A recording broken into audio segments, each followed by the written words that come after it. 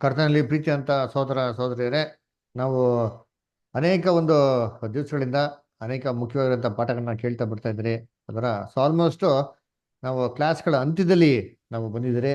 So ಈ ಅಂತ್ಯದಲ್ಲಿ ಬಂದಿರೋದ್ರಿಂದ ನಾವು ಅನೇಕ ಒಂದು ನಿರ್ಧಾರಗಳು, ತುಂಬ ದೃಢವಾಗಿರೋಂಥ ನಿರ್ಧಾರಗಳು, ತುಂಬ ಇಂಪಾರ್ಟೆಂಟ್ ಆಗಿ ನಿರ್ಧಾರಗಳು ನಾವೇನು ಮಾಡಬೇಕು, ನಾವು ತಗೊಬೇಕು. ಯಾಕಂದ್ರೆ ನಮ್ಮ ರಕ್ಷಣೆಗೆ ಸಂಬಂಧಪಟ್ಟ ಹಾಗೆ ನಿರ್ಧಾರಗಳನ್ನ ತೊಗೊಳೋದಕ್ಕೆ ದೇವ್ರು ನಮಗೆ ಒಂದು ಜ್ಞಾನ, ಬುದ್ಧಿ, ತಿಳುವಳಿಕೆನ ಕೊಟ್ಟಿದ್ದಾರೆ. ಅದರಲ್ಲಿ ಯಾವುದೇ ರೀತಿ ಒತ್ತಡ ಇಲ್ಲ. ಅದರ ಸೊ ಅದನ್ನ ದೇವರು ಸಂಪೂರ್ಣವಾಗಿ ನಮಗೆ ಬಿಟ್ಟಿದ್ದಾರೆ. ಈಡೇನ್ ತೋಟದಲ್ಲಿ ಆದಾಮು ಅಥವಾ ಏವಾಳೋ ತಿನ್ಬಾರ್ದಾಗಿರೋಂಥ ಹಣ್ಣನ್ನ ಇವು ತಿನ್ನಕ್ಕೆ ಹೋದವಾಗ, ಅದಕ್ಕೆ ಕೈ ಹಾಕಿದವಾಗ ದೇವ್ರು ಅದನ್ನ ತಡೆಗಟ್ಬೋದಾಗಿತ್ತು. ತಡೆಗಟ್ಟೋದಕ್ಕೆ ಎಷ್ಟೊತ್ತಾಗೋದು ಹೇಳಿ? ಸ್ವಲ್ಪ ಕ್ಷಣ ಮಾತ್ರ. ದೇವರು ಅದನ್ನ ತಡೆಗಟ್ಟಲಿಲ್ಲ, ಅವ್ರಿಗೆ ಬಿಟ್ಟರು. ಅದರ ಆ ಸ್ವಚ್ಛತದಿಂದ ದೇವ್ರನ್ನ ಹುಡುಕುವಾಗ ದೇವ್ರು ಸಿಗ್ತಾರೆ ಅಂತ ಅಂದ್ಬಿಟ್ಟು ದೇವ್ರು ಅವ್ರಿಗೆ ಅನುಮತಿ ಮಾಡಿಕೊಟ್ರು. ದೇವ್ರು ಅವ್ರಿಗೆ ಬಲವಂತ ಮಾಡಕ್ ಹೋಗಿಲ್ಲ. ಇದೇ ರೀತಿ ಕರ್ತನಲ್ಲಿ ಪ್ರೀತಿ ಅನ್ಸೋಗಳೇ, ಸತ್ಯ ಎಲ್ಲ ಕೇಳಿದ್ಮೇಲೆ ನಾವು ಸತ್ಯದ ಪ್ರಕಾರ ಬಾಳ್ತಿರೋ ಬಿಡ್ತಿರೋ ಅಂತಂದ್ಬಿಟ್ಟು ಪ್ರತಿಯೊಬ್ಬರಿಗೂ ಮನುಷ್ಯರಿಗೂ ನಿರ್ಧಾರ ತಗೊಳಕ್ಕೆ ದೇವರು ಒಂದು ಎಲ್ಲರಿಗೂ ಸ್ವಚ್ಛತ ಅಂತ ಕೊಟ್ಟಿದ್ದಾರೆ. ಅದರಿಂದ ಆ ನಿರ್ಧಾರಗಳು ತೊಗೊಳೋದಿಕ್ಕೆ ನಮಗೆ ತುಂಬ ಅನುಕೂಲವಾಗುವಂತೆ, ನಮಗೆ ತುಂಬ ಪ್ರೋತ್ಸಾಹ ಆಗುವಂತೆ, ನಮಗೆ ಬೇಕಂತ ಒಂದು ಬಲ ಬರುವಂತೆ, ನಮಗೆ ಬೇಕಂತ ಒಂದು ಜ್ಞಾನ, ಬುದ್ಧಿ, ತಿಳುವಳಿಕೆ ಕೊಡುವಂತೆ ನಾವು ಅನೇಕ ಒಂದು ಮುಖ್ಯವಾಗಿರೋ ಪಾಠಗಳನ್ನ ಈ ಒಂದು ಮುಂದೆ ಬರುವಂಥ ದಿನಗಳಲ್ಲಿ ನಾವು ನೋಡಕ್ ಹೋಗೋಣ. ಎಂದ ಕರ್ತನಲ್ಲಿ ಪ್ರೀತಿ ಅನಿಸುಗಳೇ, ನಾವು ಇವತ್ತು ನೋಡಕ್ ಹೋಗುವಂಥ ಪಾಠ ಯಾವ್ದಪ್ಪ ಅಂದ್ರೆ ಬಾಬಿಲೋನ್. ಅದರ ನಮಗೆಲ್ಲ ಚೆನ್ನಾಗಿ ಗೊತ್ತು. ಬಾಬಿಲೋನ್ ಅಂತ ಹೇಳ್ಬೇಕಾರೆ ಏನ್ರಿ, ತುಂಬಾ ದೊಡ್ಡ ಒಂದು ನಗರ. ಯಾರಪ್ಪ ಅಂದ್ರೆ ಒಂದು ರಾಜ್ಯ ಯಾವ್ದಪ್ಪ ಅಂದ್ರೆ ಬಾಬಿಲೋನ್ ರಾಜ್ಯ. ನಾವು ಇದ್ ಬಗ್ಗೆ ದಾನಿಯಲ್ 2ನೇ ಅಧ್ಯಾಯ ಮತ್ತೆ 7ನೇ ಅಧ್ಯಾಯ ಬದಂತ ಒಂದು ಕನ್ಸಿನಲ್ಲಿ ನಾವೇನ್ ಮಾಡಿದ್ರಿ ನೋಡಿದ್ರಿ. ಅದರ ಯಾಕಂದ್ರೆ ಬಾಬಿಲೋನ್ ಹೋಗ್ಬಿಟ್ಟು ಒಂದು ಸಾಮಾನ್ಯವಾಗಿರೋಂಥ ರಾಜ್ಯ ಅಲ್ಲ ರೀ, ದೊಡ್ಡ ಅನ್ರಿ ಒಂದು ರಾಜ್ಯ. ಎಷ್ಟು ದೊಡ್ಡ ರಾಜ್ಯ ಅಂತ ನೋಡ್ಬೇಕಾದ್ರೆ ಕರ್ತನಲ್ಲಿ ಪ್ರೀತಿ ಅಂದ್ರೆ ಅದಕ್ಕೆ ಬಂದ್ಬಿಟ್ಟು ಒಂದು ದೊಡ್ಡ ಕೋಟೆಗಳೇನಾಗಿರೋದ್ರಿ ಇರೋದ್ರು. ಅದರ ಆ ಕೋಟೆ ಏನ್ರಿ, ಆ ರಾಜ ಆ ಕೋಟೆ ಗೋಡೆಗಳು ಕಟ್ಟಿದ್ದ. ಆ ಕೋಟೆ ಗೋಡೆ ಎಷ್ಟು ಅಗ್ಲ ಇತ್ತು ಅಂತ ನೋಡ್ದ ಅಂದ್ರೆ ಅದು 100 ಅಡಿ ಏನ್ರಿ ಗೋಟೆ ಒಂದು ಅಗ್ಲ ರೀ. ಅರೆ the thickness of the wall of Babylon fort was 100 feet. 100 feet ಅಂತಂದ್ರೆ ಆ ಕೋಟೆ ಇದೆ ಗೊತ್ತಾ, ಆ ಕೋಟೆ ಗೋಡೆ ವಿಸ್ತಾರನೇ 100 ಅಡಿ ರೀ. 100 ಅಡಿ ಅಂತಂದ್ರೆ ಏನೋ ಟೊಳ್ಳಾಗಿರೋಂಥ ಗೋಡೆ ಎಲ್ಲ ರೀ. ಅದರ ಫುಲ್ಲು ಕಲ್ಲಿಂದ ಕಲ್ಲಲ್ಪಟ್ಟಂತ ಒಂದು ಗೋಡೆ 100 ಅಡಿ ಏನ್ ಮಾಡೋರೆ ಕಟ್ಟಾರೆ. 100 ಅಡಿ ಅಂತ ನಿಮ್ಗೆ ಅನ್ಸಿ ಇಮ್ಯಾಜಿನ್ ಮಾಡ್ಕೊಂಡ್ರೆ 100 ಫೀಟ್ ರೋಡ್, ನೈಸ್ ರೋಡ್ ಕೆಪ್ನ ಇದೆಯಾ, ಅದನ್ನ ಇಮ್ಯಾಜಿನ್ ಮಾಡ್ಕೊಳ್ತೀನಿ. ಅಷ್ಟು ದೊಡ್ಡದಾಗಿರೋಂಥ ಒಂದು ಏನೋ ದಪ್ಪದಾಗಿರೋಂಥ ಒಂದು ಕೋಟೆನೇ ಮಾಡೋನು ಅವನು ಕೊಟ್ಟವನೇ. ಅದರ ಅದು ಮೇಲ್ಗಡೆ ಎಷ್ಟು ವಿಶಾಲವಾಗಿತ್ತು ಅಂದ್ರೆ ಕೋಟೆ ಒಂದು ಮೇಲ್ಗಡೆ ಏನ್ರಿ ಒಂದೇ ಸತಿ ಏನ್ರಿ 4 ಕುದುರೆಗಳಿರಂತ ರಥಗಳು, ಈ ತರ 4 ರಥಗಳು ಅಟ್ ಎ ಟೈಮು ಕೋಟೆಯ ಒಂದು ಏನ್ರಿ ಮೇಲೆ ಗೋಡೆ ಮೇಲೆ ಓಡಬಹುದಿತ್ತು. ಅಷ್ಟೊಂದು ಏನು ವಿಶಾಲವಾಗಿ ಏನಾಯ್ತದೆ ಕೋಟೆ ಐತಂತ, ಅಷ್ಟೊಂದು ಬಲವಾಗಿ ಏನಾಯ್ತಂತೆ ಕೋಟೆ ಐತಂತೆ. ಕಂಟಿನ್ಯೂಸ್ ಆಗಿ ಕುದುರೆ ಏನಾಗೋದಂತಂದ್ರೆ ಓಡ್ತಾನೇ ಇರೋದಂತರಿ. ಆಮೇಲೆ ಈ ಕೋಟೆಗಳಿಗೆ ಏನ್ರಿ ಆ ಒಂದು ಕಾಪಾಡೋದಿಕ್ಕೆ ಅಥವಾ ಎಚ್ಚರಿಕೆಯಾಗಿ ನೋಡೋದಿಕ್ಕೆ ಅಲ್ಲಿ ಬುರ್ಜ್ಗಳು ಇರೋದು ವಾಚ್ ಟವರ್ಗಳಿರೋದು. ಎಷ್ಟಪ್ಪ ವಾಚ್ ಟವರ್ ಇತ್ತು ಅಂದ್ರೆ 250 ವಾಚ್ ಟವರ್ ಅಂತೀರಿ. ಅಲ್ಲಿ ಗೇಟ್ಗಳು ಇತ್ತು. ಎಷ್ಟಪ್ಪ ಗೇಟು ಅಂದ್ರೆ 1-2 ಗೇಟ್ ಅಲ್ಲ ರೀ, 100 ಗೇಟು. ಎಷ್ಟು ಗೇಟು? 100 ಗೇಟ್ ಅಂತಾರಿ ಅಲ್ರ. ಆ 100 ಗೇಟಲ್ಲಿ ಏನ್ರಿ ಭಯಂಕರ ಬಂದೋಬಸ್ತ್ ಆಗಿದ್ದು. ತಾಮ್ರದಿಂದ ಮಾಡಲ್ಪಟ್ಟಿರೋಂಥ ಒಂದು ಏನ್ರಿ ಬಿಗಿಯಾಗಿರೋಂಥ ಬಾಗಿಲು ರೀ. ಈ ಕೋಟೆ ಒಳಗೆ ಬರೋದೇ ಅಸಾಧ್ಯವಾಗಿತ್ತು ಅಲ್ರ. ಆಮೇಲೆ ಇನ್ನೊಂದು ವಿಶೇಷತೆ ಏನಪ್ಪಾ ಅಂತಂದ್ರೆ, ಈ ಒಂದು ಕೋಟೆ ಯಾವ್ದ್ರ ಮೇಲಪ್ಪ ರಾಜ ನಿರ್ಮಾಣ ಕಟ್ಟಿದ್ದ ಅಂದ್ರೆ ಯೂಫ್ರಿಟಿಸ್ ನದಿ ಮೇಲೆ ಏನ್ ಮಾಡಿದ್ದ ಅವ್ನು ನಿರ್ಮಾಣ ಮಾಡಿದ್ದಾರೆ. ಸರಿ, ರಾಜ ಯಾಕೆ ಯೂಫ್ರಿಟಿಸ್ ನದಿ ಮೇಲೆ ಈ ಕೋಟೆಯನ್ನು ಕಟ್ಟದ, ಏನ್ ಕಾರಣ ಅಂತ ನೋಡ್ಬೇಕಾದ್ರೆ, ರಾಜ ಬಂದ್ಬಿಟ್ಟು ಒಂದು ರಾಣಿನ ಪ್ರೀತಿ ಮಾಡ್ತಾ ಇತ್ತನ್ರಿ. ಅದರ ಆ ರಾಣಿ ಬಂದ್ಬಿಟ್ಟು ಒಂದು ಕೋಲ್ಡ್ ಆಗಿರೋಂಥ ಒಂದು ದೇಶದಲ್ಲಿ ವಾಸ ಮಾಡಿರೋಂಥ ರಾಣಿ. ಅರೆ ಅವಳು ಇವಾಗ ಬ್ಯಾಬಿಲೋನ್ಗೆ ಬಂದು ವಾಸ ಮಾಡ್ಬೇಕು. ಬ್ಯಾಬಿಲೋನ್ ಅಂದ್ರೆ ಈ ಕಾಲದಲ್ಲಿ ಇರಾಕ್. ಯೋಚನೆ ಮಾಡಿ, ಇರಾಕ್ ಅಲ್ಲಿ ಹೆಂಗಿದೆ ಟೆಂಪ್ರೇಚರು, ಎಲ್ಲ 40-50 ಡಿಗ್ರಿ ಮೇಲೆ ಟೆಂಪ್ರೇಚರ್ ಇರೋದು. ಅಲ್ಲಿ ಬಂದು ವಾಸ ಮಾಡೋಕ್ಕಾಗ್ತದಾ? ತುಂಬಾ ಕಷ್ಟ ಆಗ್ತದೆ. ಅದಕ್ಕೆ ಈ ರಾಜ ಏನಪ್ಪ ಮಾಡ್ತಾನೆ ಅಂತಂದ್ರೆ, ಈ ರಾಣಿಗೆ ಒಂದು ಕೋಟೆ ಕಟ್ಟಣ. ಆ ಕೋಟೆಯಲ್ಲಿ ಬರೀ ತೋಟಗಳೇ ಇರಬೇಕು, ನೀರಾವರಿ ಇರಬೇಕು, ಮೂರೊತ್ತು ಎಲ್ಲಾ ತರ ಕಾಯಿ ಪಲ್ಯಗಳು ಇರಬೇಕು, ರಾಣಿಗೆ ಹೆಂಗೆ ತಂಪಾಗ್ಬೇಕು ಅದೆಲ್ಲ ವ್ಯವಸ್ಥೆ ಮಾಡೋಣ ಅಂತ ಅಂದ್ಬಿಟ್ಟು ಮಾಡಿದ್ರೆ ಅವನೊಂದು ತೋಟ ಅನ್ಕೊಳ್ತಾನೆ. ಈ ತೋಟನ ಕಟ್ಟೋದಿಕ್ಕೆ ಅಂತ ಅಂದ್ಬಿಟ್ಟೆ ಯೂಫ್ರಿಟಿಸ್ ನದಿ ಮೇಲೇನೆ ಏನ್ ಕಟ್ಬಿಡ್ತಾನಪ್ಪ, ಈ ಊರ್ನ ಕಟ್ಬಿಡ್ತಾನೆ. ಎಲ್ಲ ನದಿ ಮೇಲೆ ಡ್ಯಾಮ್ ಕಟ್ತಾರೆ, ಇವನೇನ್ ಮಾಡೋಣ ನದಿನೇ ಮೇಲೆ ಊರೇ ಕಟ್ಬಿಟ್ಟವನ್ರಿ. ಏನ್ ಊರಪ್ಪ ಅಂದ್ರೆ the great city of Babylon. ಅದಕ್ಕೆ ಬ್ಯಾಬಿಲಾನ್ ಏನಕ್ಕಪ್ಪ ಫೇಮಸ್ ಅಂತಂದ್ರೆ ದ ಹ್ಯಾಂಗಿಂಗ್ ಗಾರ್ಡನ್ಸ್ ಅಂತ ನಾವೇನ್ ಮಾಡಿದ್ವಿ ನೋಡಿದ್ರಿ ಅಲ್ವರ. ನೋಡಿ, one of the ancient wonders of the world, ಇವಾಗಿಲ್ಲ, ನಾಶ ಆಗೋಯ್ತು. ಅದಪ್ಪ the hanging gardens of Babylon ಅಂತ ನೋಡಿದ್ರಿ ಅಲ್ರ. ನನ್ನ ಕರ್ತನ ಈ ಪ್ರೀತಿ ಅಂತ ಸೊಗಳೆ, ಈ ಒಂದು ದೇಶ ಬರೀ ಹ್ಯಾಂಗಿಂಗ್ ಗಾರ್ಡನ್ಸ್ಗಳಿಗೆ ಮಾತ್ರ ಅಲ್ಲ ಏನ್ರಿ, ಚಿನ್ನದ ವಿಗ್ರಹಗಳಿಗೂ ಕೂಡ ಏನ್ರಿ ಒಂದು ಫೇಮಸ್ ಆಗಿತ್ತಂತೆ. ನಮ್ಮ ಬೈಬಲ್ ಓದ್ತೀರಿ, ಇದು ದಾನಿಯೇಲ್ 2ನೇ ಅಧ್ಯಾಯಲ್ಲಿ ಏನ್ರಿ ದಾನಿಯೇಲ್ 3ನೇ ಅಧ್ಯಾಯ ನೋಡ್ಬೇಕಾದ್ರೆ ಒಂದ್ ದೊಡ್ಡ ಚಿನ್ನದ ವಿಗ್ರಹ ಏನಾಗಿತ್ತಂತೆ ಅಲ್ಲಿ ಇತ್ತು ಅಂತ ನೋಡ್ತೀರಿ. ಅದರ ಆ ಚಿನ್ನದ ವಿಗ್ರಹ ಹೇಗಪ್ಪ ಇತ್ತು ಅಂತ ನೋಡ್ತೀರಿ ಅಂದ್ರೆ 90 ಅಡಿ ಎತ್ತರ ಅಂತೀರಿ. ಏನೇ 90 ಅಡಿ ಎತ್ತರ, 9 ಅಡಿ ಅಗಲವಾಗಿರೋಂಥ ಒಂದು ಚಿನ್ನದ ವಿಗ್ರಹ ಏನ್ ಮಾಡಿದಾನ ಅವನು ಏರ್ಸಿರ್ತಾನೆ. ಅವಾಗ ಹೇಳ್ತಾನಲ್ಲ, ಶಟ್ರಾಕ್ ಮೆಷಾಕ್ ಅಬೇದ್ನೆಗೋ ಏನ್ ಮಾಡ್ರಿ ಇದಕ್ಕೆ ಅಡ್ಡ ಬಿದ್ದು ನೀವು ನಮಸ್ಕರಿಸ್ಬೇಕು. ನೀವು ಅಡ್ಡ ಬಿದ್ದು ನಮಸ್ಕರಿಸಿಲ್ಲ ಅಂತಂದ್ರೆ ನಿಮ್ಮನ್ನ ಏನ್ ಮಾಡ್ತೀರಿ, ನಿಮ್ನ ದಗದಗಿ ಅಂತ ಉರಿತಾರಂತ ಒಂದು ಇದಕ್ಕೆ ಏನ್ ಮಾಡ್ತೀರಿ, ಹಾಕ್ಬಿಡ್ತೀರಿ, ಫರ್ನೆಸ್ಗೆ ಬಿಸಾಕ್ಬಿಡ್ತೀನಿ ಅಂತ ಹೇಳ್ತಾರೆ ನೋಡೋರ. ಅವಾಗ ಅಲ್ಲಿರೋಂಥ ವಿಗ್ರಹ ಚಿನ್ನದಿಂದ, ಅಪ್ಪಟ ಚಿನ್ನದಿಂದ ಮಾಡಲ್ಪಟ್ಟಿರ್ತ ವಿಗ್ರಹ ರೀ. ಅದಕ್ಕೆ ಈ ಬೈಬಲ್ ನಲ್ಲಿ ಏನಂತ ಹೇಳ್ತದೆ ಅಂದ್ರೆ ಈ ಬ್ಯಾಬಿಲೋನ್ಗೆ ಏನ್ರಿ ಗೋಲ್ಡನ್ ಸಿಟಿ ಅಂತಾನೆ ಹೆಸರಿದೆ ಬ್ಯಾಬಿಲೋನ್ಗೆ. ವಾಕ್ಯ ಓದೋಣ, ಏಷಯ 14 ಓದೋದ್ರಿ, ಯಾರಾದ್ರೂ ಓದ್ರಿ ಏಷಯ 14:1.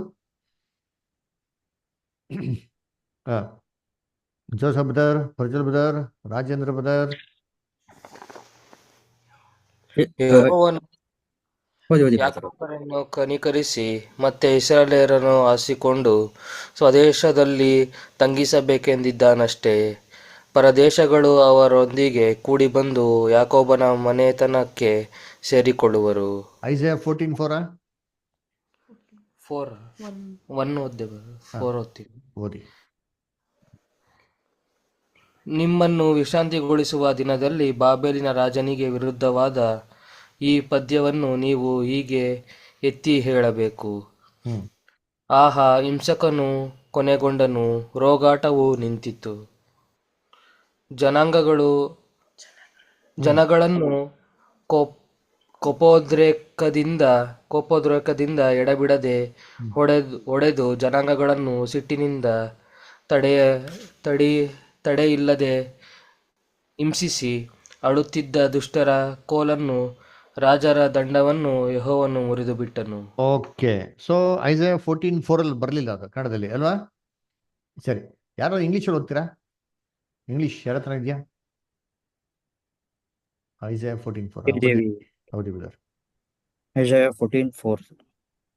That thou shalt take up this probe against the king of Babylon, and say, How hath the oppressor seized the golden city seized? How hath the oppressor seized the golden city seized?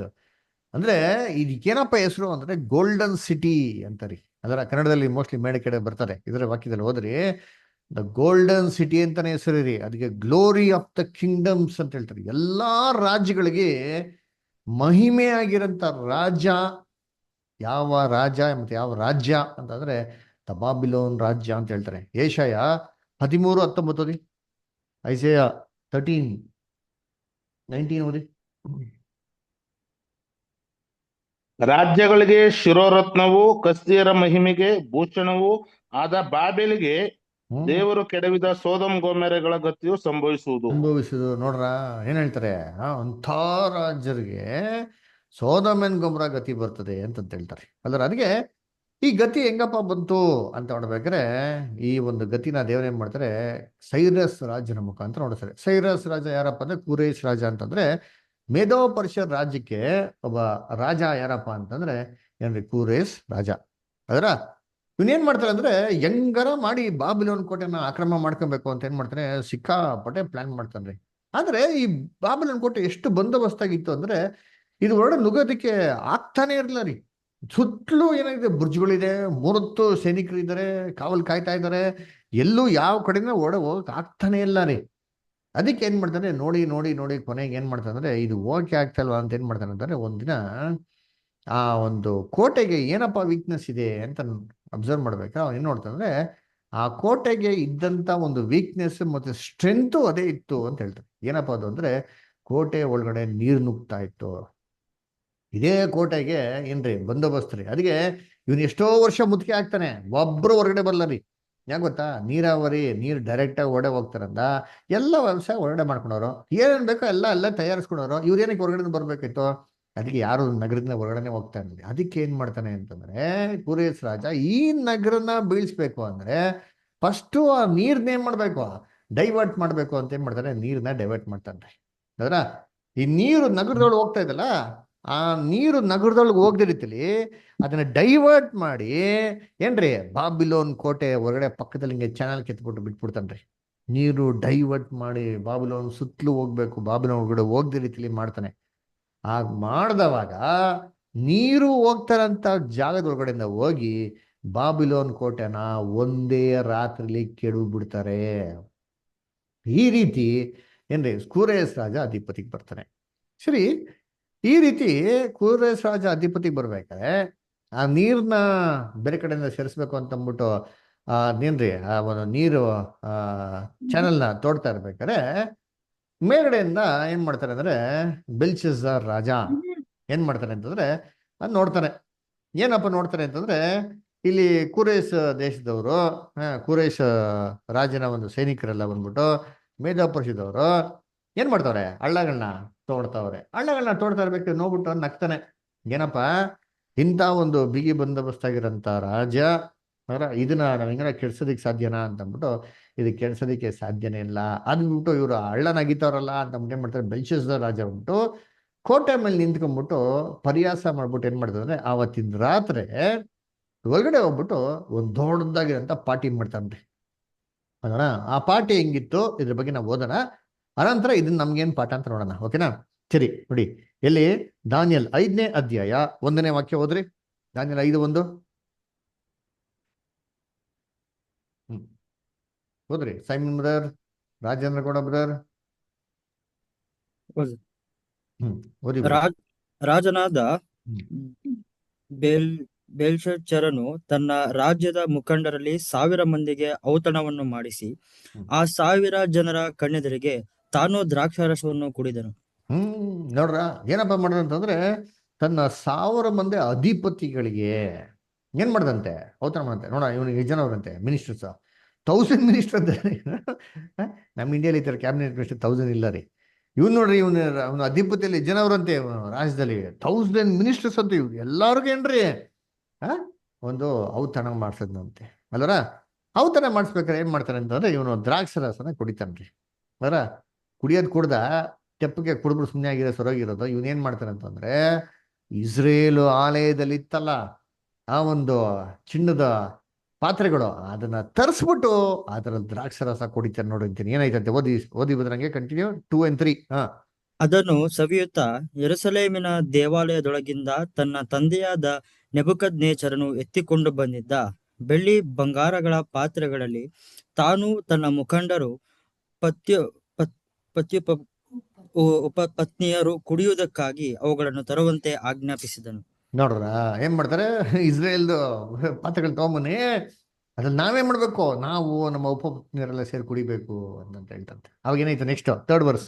ಯೆರೂಸಲೇಮಿನ ದೇವಾಲಯದ ನಡುಗುಡಿಯಿಂದ ಸೂರೆಯಾದ ಬಂಗಾರದ ಪಾತ್ರೆಗಳನ್ನು ತರಲು ರಾಜನು ಅವನ ಮುಖಂಡರು ಉಪಪತ್ನಿಯರು ಅವುಗಳಲ್ಲಿ ಕುಡಿದರು. ನೋಡ್ರ ಯಾರು ಕುಡ್ದಂತೆ, ಇವರೆಲ್ಲ ಕುಡಿದ್ರಂತೆ. ಅದರ ಕುಡಿದ್ಬಿಟ್ಟು ಏನ್ ಮಾಡ್ತಾರೆ, 4ನೇ ವಾಕ್ಯ.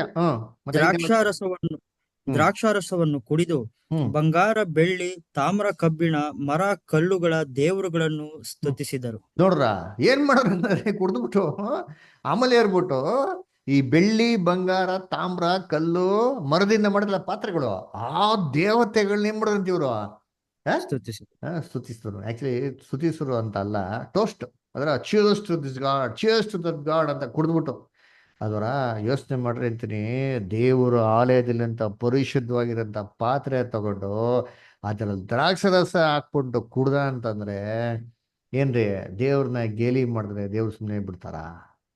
ಏನಾಯ್ತಂತೆ ಇಮ್ಮಿಡಿಯೇಟ್ ಆಗಿ ನೆಕ್ಸ್ಟ್ ವರ್ಸ್, 5th ವರ್ಸ್.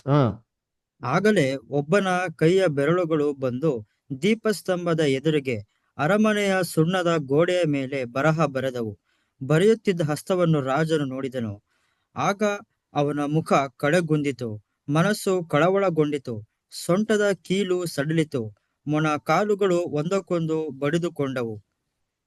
ನೋಡ್ರ, ಇಮ್ಮಿಡಿಯೇಟ್ ಹಿಂಗೆ ಹೇಳ್ತಾ ಇರ್ಬೇಕಾದ್ರೆ ಗೋಡೆ ಮೇಲೆ ಒಂದು ಕೈ ಬಂದು ಬರೀತಾರ್ರಿ. ಏನ್ರಿ, ಫುಲ್ ಮಂಚ ಬಂದು ಬರ್ದಿರ ಪರವಾಗಿಲ್ಲ, ಏನಾಯ್ತಾರಲ್ಲ ಬರೀ ಕೈ, ಇಮ್ಯಾಜಿನ್ ಬಿಡಿ, ಬರೀ ಕೈ ಬಂದ್ಬಿಟ್ಟು ಗೋಡೆ ಮೇಲೆ ಒಂದು ಬರಹಣ ಬಂದ್ಬಿಡ್ತಂತೆ. ಇದು ಬರ್ದಿದ ತಕ್ಷಣ ಏನಪ್ಪ ಆಯ್ತು ಅಂತಂದ್ರೆ ರಾಜನ ಮುಖ ಕಳಗೊಂಡಿತು. ಅದರ ಅವನ ಆಲೋಚನೆಗಳೇಂತೆಲ್ಲ ಎಲ್ಲ ಚೇಂಜ್ ಆಗೋದು. ಅದರ ಸೊಂಟದ ಕೀಲ್ ಏನಾಯ್ತಂತೆ, ಸಡಲ್ ಹೋಯ್ತು, ಬೆಲ್ಟ್ ಲೂಸ್ ಆಗ್ಬಿಡ್ತು ಅದರ. ಆಮೇಲೆ ಮೊಣಕಾಲು ಒಂದಕ್ಕೂ ಹೊಡ್ಕೊಳಕ್ ಶುರು ಆಯ್ತು, ಗಡಗಡ ಗಡಾಸೆ ಮಾಡ್ದ. ಅದರ ನಡ್ಕದಿಕ್ ಶುರು ಮಾಡ್ಬಿಟ್ಟ. ಎಲ್ಲ ಕಿಕ್ ಏನಾಯ್ತು ಕುಡ್ದಿದ್ದೆಲ್ಲ ಎಲ್ಲ ಇಳ್ದೋಯ್ತು ನೋಡ್ರಿ ಅಂತೀನಿ. ಅದರ ಕರ್ತನಲ್ಲಿ ಪ್ರೀತಿ ಅಂತ ಸೋರಸಗಳೇ, ಈ ರೀತಿ ದೇವ್ರು ಏನಪ್ಪ ಮಾಡ್ತಾರೆ ಅಂತಂದ್ರೆ ಒಂದು ಬರಹನ ಬರೆಸ್ತಾರೆ ಅವರ. ಈ ಬರಹನ ಬರ್ಸಿದ ತಕ್ಷಣ ರಾಜ ಏನಾಗ್ಬಿಡ್ತಾರೆ, ಟೆನ್ಷನ್ ಆಗ್ಬಿಡ್ತೀವಿ, ಏನಪ್ಪ ಇದು ಅರ್ಥ, ಇದೇನಪ್ಪ ಬಿಡ್ಬಿಡ್ತು ಅಂದ್ಬಿಟ್ಟು. ಅವಾಗ ಏನ್ ಮಾಡ್ತಾರೆ ಅಂದ್ರೆ ಆಸ್ ಯೂಶಲ್ ಬ್ಯಾಬಿಲೋನ್ನಲ್ಲಿ ಎಲ್ಲ ಜೋಯಿಸರು ವಿದ್ವಾಂಸರು ಪ್ರೊಡ್ಯೂಸರ್ ಕರೆದ್ಬಿಟ್ಟು ಏನಪ್ಪ ಇದು ಅರ್ಥ ಅಂತ ಹೇಳೋರು. ಅದೇ ಇದ್ರೆ ಏನ್ ಮಾಡ್ತಾರೆ ಈ ಸಂದರ್ಭದಲ್ಲಿ ಏನ್ರಿ, ಅವ್ರ ಅಜ್ಜಿ ಒಬ್ರು ಇರ್ತಾರೆ. ಅವ್ರ ಅಜ್ಜಿ ಏನ್ ಮಾಡ್ತಾರೆ, ನಿಮ್ ತಾತನ ಕಾಲದಲ್ಲಿ ಕೂಡ ಇದೇ ತರ ಇತ್ತು, ನಿಮ್ ತಾತ ಗರ್ವದಿಂದ ನಡ್ಕೊಂತ ಇರ್ಬೇಕಾರೆ ಇದೇ ತರ ದೇವ್ರವ್ರಿಗೆ ಶಿಕ್ಷೆ ಕೊಟ್ಟಿದ್ರು. ಅವಾಗ ಈ ಕನ್ಸ್ಗಳು ದರ್ಶನದ ಅರ್ಥನ ಹೇಳಂತ ಒಬ್ಬ ಪಂಡಿತಿದ್ರು ಅಂತ ಹೇಳ್ತಾರೆ. ಯಾರಪ್ಪ ಅದು ಅಂತ ನೋಡ್ದ ಅಂತಂದ್ರೆ ಅದು ದಾನಿಯಲ್ ಅಂತ ಹೆಸರು ಬರ್ತದೆ. ಅವಾಗ ಏನ್ ಮಾಡ್ತಾರೆ, ಅವ್ನು ಇಮ್ಮಿಡಿಯೇಟ್ ಕರೀರಿ ಅಂತ ಹೇಳ್ತಾರೆ. ದಾನಿಯಲ್ ಬರ್ತಾನೆ.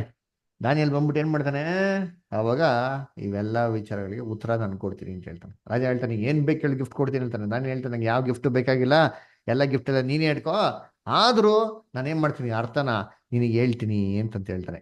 ಹೇಳ್ಬೇಕಾರೆ ಏನ್ ಹೇಳ್ತಾನೆ ನೋಡಿ, ಓದೋಣ 18ನೇ ವಾಕ್ಯದಿಂದ 23ನೇ ವಾಕ್ಯ. ಸೈಮನ್ ಬ್ರದರ್ ಓದಿ, ದಾನಿಯೇಲ 5ನೇ ಅಧ್ಯಾಯ 18 ಇಂದ 23. ಓದ್ತೀನಿ. ಅರಸೆ, ಪರಾತ್ಪರನಾದ ದೇವರು ನಿನ್ನ ತಂದೆಯಾದ ನೆಬೂಕದ್ನೆಚ್ಚರನಿಗೆ ಈ ರಾಜ್ಯ ಮಹತ್ವ ಮಾನ ಸನ್ಮಾನಗಳನ್ನು ದಯಪಾಲಿಸಿದನು. ಈ ಮಹತ್ವ ವರದ ನಿಮಿತ್ತ ಸಕಲ ಜನಾಂಗ ಕುಲಭಾಷೆಗಳವರು ಅವನ ಮುಂದೆ ಬೆಚ್ಚಿ ಬೆದರಿದರು. ಬೇಕು ಬೇಕಾದವರನ್ನು ಕೊಲ್ಲಿಸಿದನು, ಬೇಕು ಬೇಕಾದವರನ್ನು ಉಳಿಸಿದನು, ಮನಸ್ಸು ಬಂದವರನ್ನು ಏರಿಸಿದನು, ಮನಸ್ಸು ಬಂದವರನ್ನು ಇಳಿಸಿದನು. ಹೀಗೆ ಅವನ ಹೃದಯವು ಉಬ್ಬಿ ಅವನ ಸ್ವಭಾವವು ಜಡವಾಗಿ ಅವನಿಗೆ ಸೊಕ್ಕೇರಲು ಅವನನ್ನು ರಾಜಾಸನದಿಂದ ತಳ್ಳಿ ಮಾನವನ್ನು ತೆಗೆದು ಬಿಟ್ಟನು. ನೋಡಿದ್ರ ಏನ್ರಿ, ಅವನು ಇಷ್ಟ ಬಂದನ್ನು ರಾಜ್ಯನಾಗ ಹಾಕೊಂಡ, ಇಷ್ಟ ಬಂದನ್ನು ಸಾಯಿಸ್ದ. ಅದರ ಇವೆಲ್ಲ ದೇವ್ರು ಬಿಟ್ಬಿಟ್ರು. ಯಾವಾಗ ಅವನು ಸೊಕ್ಕಿ ಇರ್ತೋ, ಯಾವಾಗ ಹೆಮ್ಮೆಯಿಂದ ಗರ್ವ ಪಟ್ಟದ್ನೋ, ದೇವ್ರೇನ್ ಮಾಡಿದ್ರು, ಅವನ ಮಹಿಮೆನ ಅವನ್ನ ತೆಗೆದು ಬಿಟ್ರು, ಕಾಡು ಗಟ್ಬಿಟ್ರು. 7 ವರ್ಷ ಕಾಡಲ್ಲಿ ಪ್ರಾಣಿಗಳ ತರ ಬದುಕ್ತಾನೆ ಅಂತ ಹೇಳ್ತಾರೆ ನೋಡಿ. ಕಂಟಿನ್ಯೂ ಮಾಡಿ. ಅವನು ನರಜಾತಿಯವರೊಳಗಿಂದ ನೂಕಲ್ಪಟ್ಟನು, ಅವನ ಬುದ್ಧಿಯು ಮೃಗದ ಬುದ್ಧಿ ಅಂತಾಯ್ತು, ಕಾಡು ಕತ್ತೆಗಳೊಂದಿಗೆ ವಾಸಿಸಿದನು. ಪರಾತ್ಪರನಾದ ದೇವರು ಮನುಷ್ಯರ ರಾಜ್ಯದಲ್ಲಿ ರಾಜನಾಗಿ ಅವರ ಮೇಲೆ ತನಗೆ ಬೇಕಾದವರನ್ನು ನೇಮಿಸುತ್ತಾನೆ ಎಂಬುದು ಅವನಿಗೆ ತಿಳಿದು ಬರುವ ತನಕ ದನಗಳಂತೆ ಹುಲ್ಲು ಮೇಯುವುದೇ ಅವನ ಗತಿಯಾಯಿತು. ನೋಡ್ರ, ದನಗಳಂತೆ ಹುಲ್ಲು ಮೇಯುವುದೇ ಅವನ ಗತಿವಾಯಿತು ಅಂತ ಹೇಳ್ತಾರೆ. ನೋಡ್ರ, ನಿಮ್ ತಂದೆ ತಪ್ಪು ಮಾಡಿದಕ್ಕೆ ದೇವ್ರ ಏನ್ ಮಾಡಿದ್ರು, ಅವನ್ನ ದನಗಳ ತರ ಹುಲ್ ಮೇಯ್ದಕ್ಕೆ ಬಿಟ್ಬಿಟ್ರು ಅಂತ ಹೇಳ್ತಾರೆ. ನೆಕ್ಸ್ಟ್ ಆಮೇಲೆ ಏನಿದಂತೆ, ಆಕಾಶದ ಇಬ್ಬನಿಯು ಅವನ ಮೈಯನ್ನು ತೋಯಿಸ್ತಿತ್ತು. ಬೆಲ್ಶಚ್ಚರನೇ, ಅವನ ಮಗನಾದ ನೀನು ಇದನ್ನೆಲ್ಲ ತಿಳಿದುಕೊಂಡರೂ ನಿನ್ನ ಮನಸ್ಸನ್ನು ತಗ್ಗಿಸಿಕೊಳ್ಳಲಿಲ್ಲ. ನೋಡ್ರ, ಅವನ ಮಗನಾಗಿರ ನೀವೆಲ್ಲಾ ಗೊತ್ತಿದ್ರು ನೀನೇನ್ ಮಾಡ್ಲ, ನೀನೇ ತಗ್ಗಿಸ್ಕೊಂಡ್ಲಿಲ್ಲ ಅಂತ ಮಾಡಿದ್ರೆ ಕ್ಲೀನಾಗಿ ಹೇಳ್ತಾರ. ನೀಗೆಲ್ಲ ಗೊತ್ತಿದ್ದು ನೀನ್ ಮಾಡ್ಲಿಲ್ಲ, ತಗ್ಗಿಸ್ಕೊಂಡಿಲ್ಲ ಅಂತ. ಅದಕ್ಕೆ ದೇವರು ಈ ಬರಹನ ಗೋಡೆ ಮೇಲೆ ಬರ್ಸಿದ್ದಾರೆ ಅಂತ ಹೇಳ್ತಾರೆ. ಏನಿದು ಬರಹ ಅರ್ಥ ನೋಡಿ, 24ರಿಂದ ಓದೋಣ. 24ರಿಂದ 28ನೇ ವಾಕ್ಯ ಓದಾರ. ಹೀಗಿರಲು ಆ ಹಸ್ತವು ದೇವರ ಸನ್ನಿಧಿಯಿಂದ ಬಂದು ಈ ಬರಹವನ್ನು ಬರೆಯಿತು.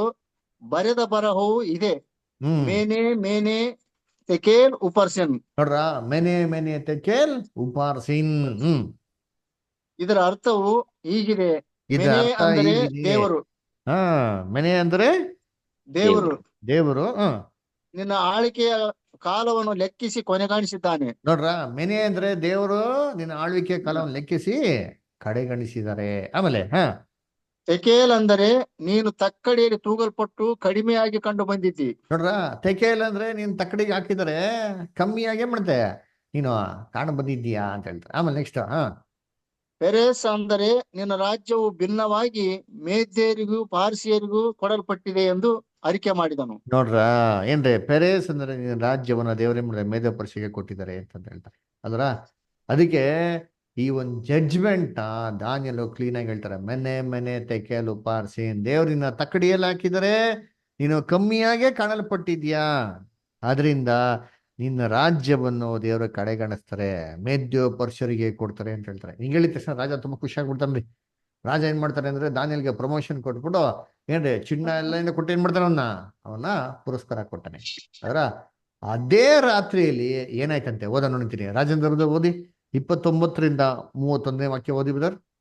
ಆಗ ಬೆಲ್ಲೆಚ್ಚರನು ಆಜ್ಞಾಪಿಸಲು ದಾನಿಯೇಲನಿಗೆ ಧೂಮ್ರ ವಸ್ತ್ರವನ್ನು ಹೊದಿಸಿ ಅವನ ಕೊರಳಿಗೆ ಚಿನ್ನದ ಹಾರವನ್ನು ಹಾಕಿ, ಈತನು ರಾಜ್ಯದ 3 ಮುಖ್ಯಾಧಿಕಾರಿಗಳಲ್ಲಿ ಒಬ್ಬನಾದನು ಎಂದು ಪ್ರಕಟಿಸಿದರು.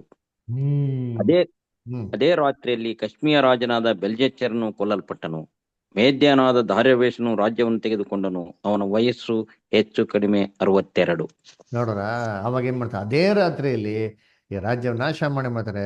ಏನ್ರಿ, ಒಂದು ದರ್ಯು ರಾಜ ಏನ್ ಮಾಡ್ತಾರೆ, ಅಧಿಕಾರಕ್ಕೆ ಬರ್ತಾನೆ. ಅದರ ಸರಿ, ಈ ರಾಜ್ಯವನ್ನು ಹೆಂಗಪ್ಪ ಆಕ್ರಮ ಮಾಡ್ಕೊಂಡ್ರು ಅಂತಂದ್ರೆ ದಾನಿಯೇಲ್ ಹೇಳ್ದಂತೆನೆ ಏನ್ ಮಾಡ್ತಾರೆ, ಬಾಬಿಲೋನ್ ಕೋಟೆನ ಅದೇ ರಾತ್ರಿಯಲ್ಲಿ ಕೆಡಬಿಡ್ತಾರೆ. ಹೆಂಗ್ ಕೆಡಬಿಡ್ತಾರೆ ಅಂತಂದ್ರೆ ನೀರು ಹೋಗ್ತಾರಂತ ಜಾಗದಲ್ಲಿ ನೀರ್ನೆಲ್ಲ ಡೈವರ್ಟ್ ಮಾಡಿ ಆ ಜಾಗದಲ್ಲಿ ಸೈನಿಕರೆಲ್ಲ ಒಡನೋಗ್ಬಿಟ್ಟು ಬಾಬಿಲೋನ್ನ ಕಂಪ್ಲೀಟ್ ಆಗಿ ಏನ್ ಮಾಡ್ತಾರೆ, ಕೆಡಬಿಡ್ತಾರೆ.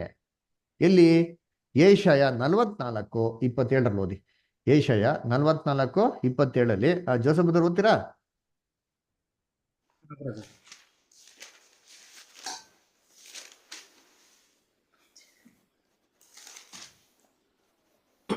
ನಿನ್ನಲ್ಲಿ ಸೇರುವ ನದಿಗಳನ್ನು ಒಣಗಿಸುವೆನು ಎಂದು ನಾನು ಅಪ್ಪಣೆ ಕೊಡುವನಾಗಿದ್ದೇನೆ. ನೋಡ್ರ, ನೀನ್ ನದಿಗಳು ಏನ್ ಮಾಡ್ತೀನಿ, ಡ್ರೈ ಮಾಡ್ಬಿಡ್ತೀನಿ. ಆ ಥರ ಏನ್ ಮಾಡ್ತಾರೆ, ಆ ನದಿಗಳೆಲ್ಲ ಒಣಗಿಸ್ಬಿಡ್ತಾರೆ. ಒಣಗಿಸ್ಬಿಟ್ಟು ಆ ನದಿ ಹೋಗೋ ಜಾಗದಲ್ಲಿ ಸೈನಿಕರು ಏನ್ ಮಾಡ್ತಾರೆ, ಓಡೋಗ್ತಾರೆ. ಓಡೋಗ್ಬಿಟ್ಟು ಹೆಂಗ್ ಗೊತ್ತಾ ಮಾಡ್ತಾರೆ, ಒಂದೇ ದಿನದಲ್ಲಿ ಅದು ಒಂದೇ ರಾತ್ರಿಯಲ್ಲಿ ಕೆಡಬಿಡ್ತಾರೆ. ಹೋಗ್ಬಿಟ್ಟು ನೋಡ್ತಾರೆ, ಏನ್ರಿ ಎಲ್ಲ ನಾಶ ಮಾಡಾಕ್ ಬಿಡ್ತಾರ್ರಿ. ಅವಾಗ ಸೈರಸ್ ರಾಜ ಬಂದು ನೋಡ್ತಾನೆ, ಗೋಡೆ ಮೇಲೆ ಏನ್ ಬರ್ದಿದ್ಯಾ, ಏನಪ್ಪ ಬರ್ದಿದ್ಯಲ್ಲ, ಏನಿದು ಅಂತ, ಇದೇನಿದು ಅರ್ಥ ಹೇಳಿ ಅಂತ ಹೇಳ್ತಾರೆ. ಅವಾಗ ಅಲ್ಲಿರೋಂಥ ಜನಗಳು ಅರ್ಥ ಹೇಳ್ತಾರೆ. ಇಲ್ಲ, ಇದು ರಾಜ ಕುಡಿದ್ಬಿಟ್ಟು ಆಮೇಲೆ ಇರ್ತಾ ಇರ್ಬೇಕಾರೆ ಗೋಡೆ ಮೇಲೆ ಮಾಡ್ತಾವ, ಮನೆ ತೆಕ್ಕಲ್ಲಿ ಒಂದು ತುಪ್ಪಾರ್ಸಿ ಅಂತ ಬಂತು ಒಂದು ಹಿಬ್ರಿಯರ್ ಭಾಷೆಯಲ್ಲಿ. ಇದು ಅರ್ಥ ಏನು ಅಂತ ಕೇಳ್ತಾರೆ. ದಾನಿಯಿಂದ ಅರ್ಥ ಹೇಳಿದ್ರು. ಏನ್ ಅರ್ಥ ಹೇಳಿದ್ರು?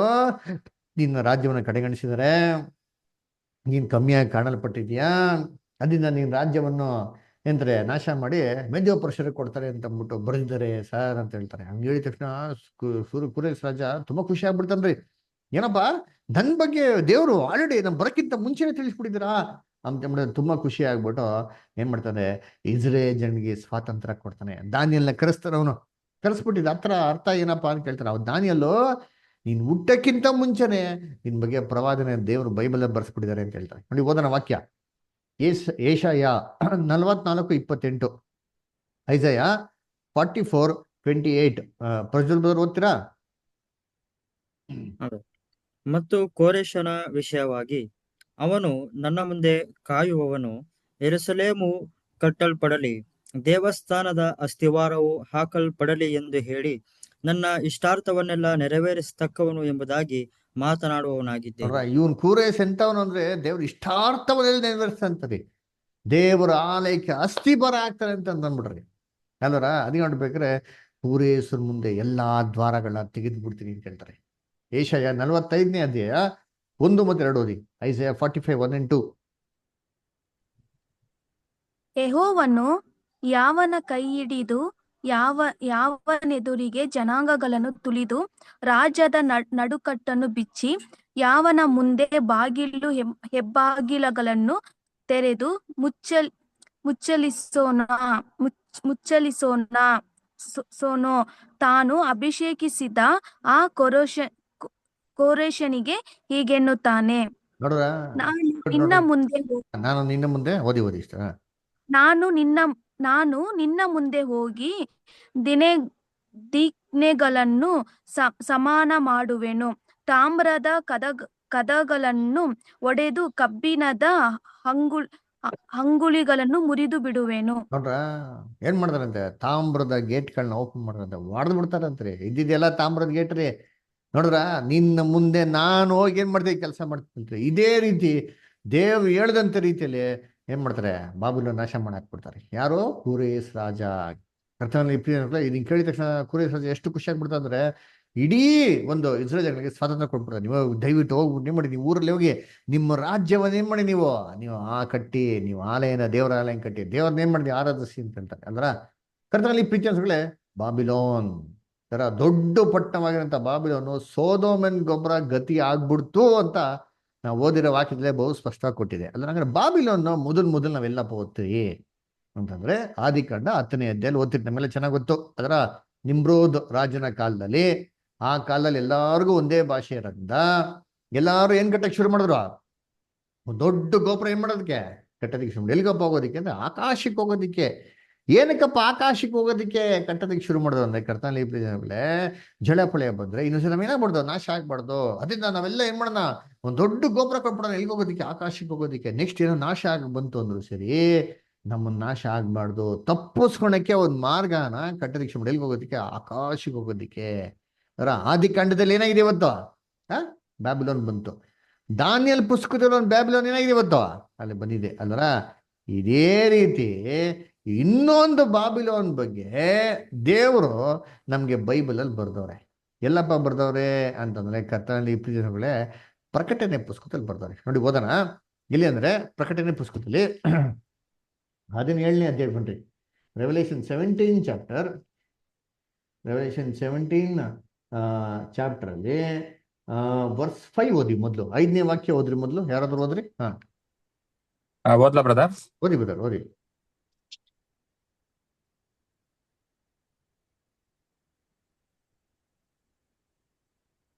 ಅವಳ ಹಣೆಯ ಮೇಲೆ ಬಾಬೆಲೆಂಬ ಮಹಾನಗರಿ ಭೂಮಿಯಲ್ಲಿರುವ ಜಾರಸ್ತ್ರೀಯರಿಗೂ ಅಸಹ್ಯವಾದ ಕಾರ್ಯಗಳಿಗೂ ತಾಯಿ ಎಂದು ಗೂಢಾರ್ಥವುಳ್ಳ ಹೆಸರು ಬರೆದಿತ್ತು. ನೋಡ್ರ, ಅವಳ ಹಣೆಯ ಮೇಲೆ ಒಂದು ಹೆಸರು ಬಿಡಿದಂತೆ ಅಲ್ರ, ಬಾಬೇಲ್ ಅಂತ ಮಹಾನಗರಿ. ಎಲ್ಲಾ ಒಂದು ಏನ್ರಿ ಏನ್ರಿ ವ್ಯಭಿಚಾರ ಸ್ತ್ರೀಗಳಿಗೆ ತಾಯಿ ಅಲ್ರ. ನೋಡ್ಬೇಕಾದ್ರೆ ಜಾರ ಸ್ತ್ರೀಗಳಿಗೆ ತಾಯಿ ಅಂತ ಬರ್ದಿದ್ದು ಏನೋ ಅವ್ರ ಹಣೆ ಮೇಲೆ ಮಹಾಬಾಬಿಲೋನ್. ಸರಿ, ಆದಿಕಾಂಡದಂತ ಬಾಬಿಲೋನ್ ಹೊಡೆದೋಯ್ತು ಅಂದ್ರ, ದಾನಿಯೇಲ ಪುಸ್ತಕದಲ್ಲಿ ಇನ್ನೊಂದು ಬಾಬಿಲೋನ್ ಬಂತು. ಆ ದಾನಿಯೇಲ ಪುಸ್ತಕದಲ್ಲಿ ಬಂದ ಬಾಬಿಲೋನ್ ಹೊಟ್ಟೋಯ್ತು. ಅದೇ ಪ್ರಕಟಣೆ ಪುಸ್ತಕದಲ್ಲಿ ಇನ್ನೊಂದು ಬಾಬಿಲೋನ್ ಬಂದಿದೆ ಅಂತಲ್ಲ. ಇದ್ಯಾವ ಬಾಬಿಲೋನಪ್ಪ? ಕರ್ತನಲ್ಲಿ ಪ್ರೀತಿ ಅಂತ ಸೊರಗಳೇ, ಆದಿಕಾಂಡದಲ್ಲಿ ಬಾಬಿಲೋನ್ ಗೋಪುರ ಕಟ್ಟಿದ್ರು ಗೊತ್ತಾ? ಏನಕ್ಕೆ ಕಟ್ಟಿದ್ರು? ಆಕಾಶ ಗೋಪುರನ ತಪ್ಪಿಸ್ಕೊಂಬಿಡೋಣ, ಇನ್ನೊಂದ್ಸೇ ದೇವ್ರ ನಾಶ ಮಾಡಕ್ ಬರ್ತಿರೋದು ಕೂಡ ನಾಶ ಆಗ್ಬಾರ್ದು, ನಾವು ತಪ್ಪಿಸ್ಕೊಳಕ್ಕೆ ಅವ್ನ ಮಾರ್ಗನ ಏನ್ ಮಾಡೋದು, ದೊಡ್ಡ ಗೋಪುರ ಕಟ್ಟಕ್ಕೆ ಮಾಡಲ್ಲ.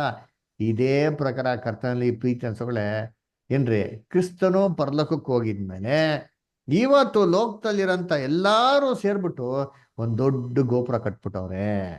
ಎಲ್ಲಿಗೆ ಹೋಗೋದಿಕ್ಕೆ? ಆಕಾಶಕ್ಕೆ ಹೋಗೋದಿಕ್ಕೆ. ಎಲ್ಲಿ ಹೋಗೋದಿಕ್ಕೆ ಏನ್ರಿ, ಮರಣದಿಂದ ತಪ್ಪಿಸ್ಕೊಳಕ್ಕೆ ಒಂದು ಮಾರ್ಗ ಸಿದ್ಧ ಮಾಡ್ಕೊಂಡ್ಬಿಟ್ಟವ್ರೆ ಅಲ್ವರ. ಯಾವ ಮಾರ್ಗಪ್ಪ ಅಂತಂದ್ರೆ, ಅದೇ ಎಲ್ಲಿ ಹೋಗೋದಿಕ್ಕೆ? ಪರಲೋಕಕ್ಕೆ ಹೋಗೋದಿಕ್ಕೆ. ಅದರ ಇದ್ಯಾರಪ್ಪ ಅಂತ ಬಾಬಿಲೋನು ಅಂತಂದ್ರೆ, ಇದು ಯಾವುದು? ಎಲ್ಲಿ ಪರಲೋಕ ಹೋಗೋ ಮಾರ್ಗ ಕಟ್ಟಿಬಿಟ್ಟಿದ್ದಾರೆ ಬ್ರದರ್? ಎಲ್ಲಿ ಕಟ್ತಾ ಇದಾರೆ? ಇದು ಎಲ್ಲಿ ಇರೋದು ಅಂತಂದ್ರೆ, ಇದು ಲೋಕದಲ್ಲಿರೋಂಥ ಎಲ್ಲಾ ಸುಳ್ಳು ಸಭೆಗಳಲ್ಲಿ ಮಾಡಂತ ಉಪದೇಶ ಏನ್ರಿ? ಏಸು ಕ್ರಿಸ್ತನ ಅಂಗೀಕಾರ ಮಾಡಿ ಎಲ್ಲಿ ಕೊಟ್ಟಿರ್ತೀರ? ಒಂದೇ ಸತಿ ನೀವು ಸೀದಾ ಹಂಗೆ ಪರಲೋಕ ಕೊಟ್ಟಿರ್ತೀರಾ ಅದರ. ಏಸು ಕ್ರಿಸ್ತನ ನಾಮ ನಮ್ಮದ್ರ ಮುಗಿದೋಯ್ತು, ನೀವೇ ಕೊಟ್ಟು ಸೀದಾ ಪರಲೋಕ ಕೊಟ್ಟೈತೀರಾ. One way ticket to heaven direct ಏನ್ರಿ, ಸೀದಾ ಒಂದೇ ಸತಿ ಕನ್ಫರ್ಮ್ ಏನು ವೀಸಾ ಗೀಸಾ ಎಲ್ಲ ಸೀಟ್ ಗಿಟ್ ಎಲ್ಲ ಕನ್ಫರ್ಮ್ ನೋಡಿದ್ರೆ ಸೀದಾ ಪರಲೋಕ ಕೊಟ್ಟೈತೀರಾ.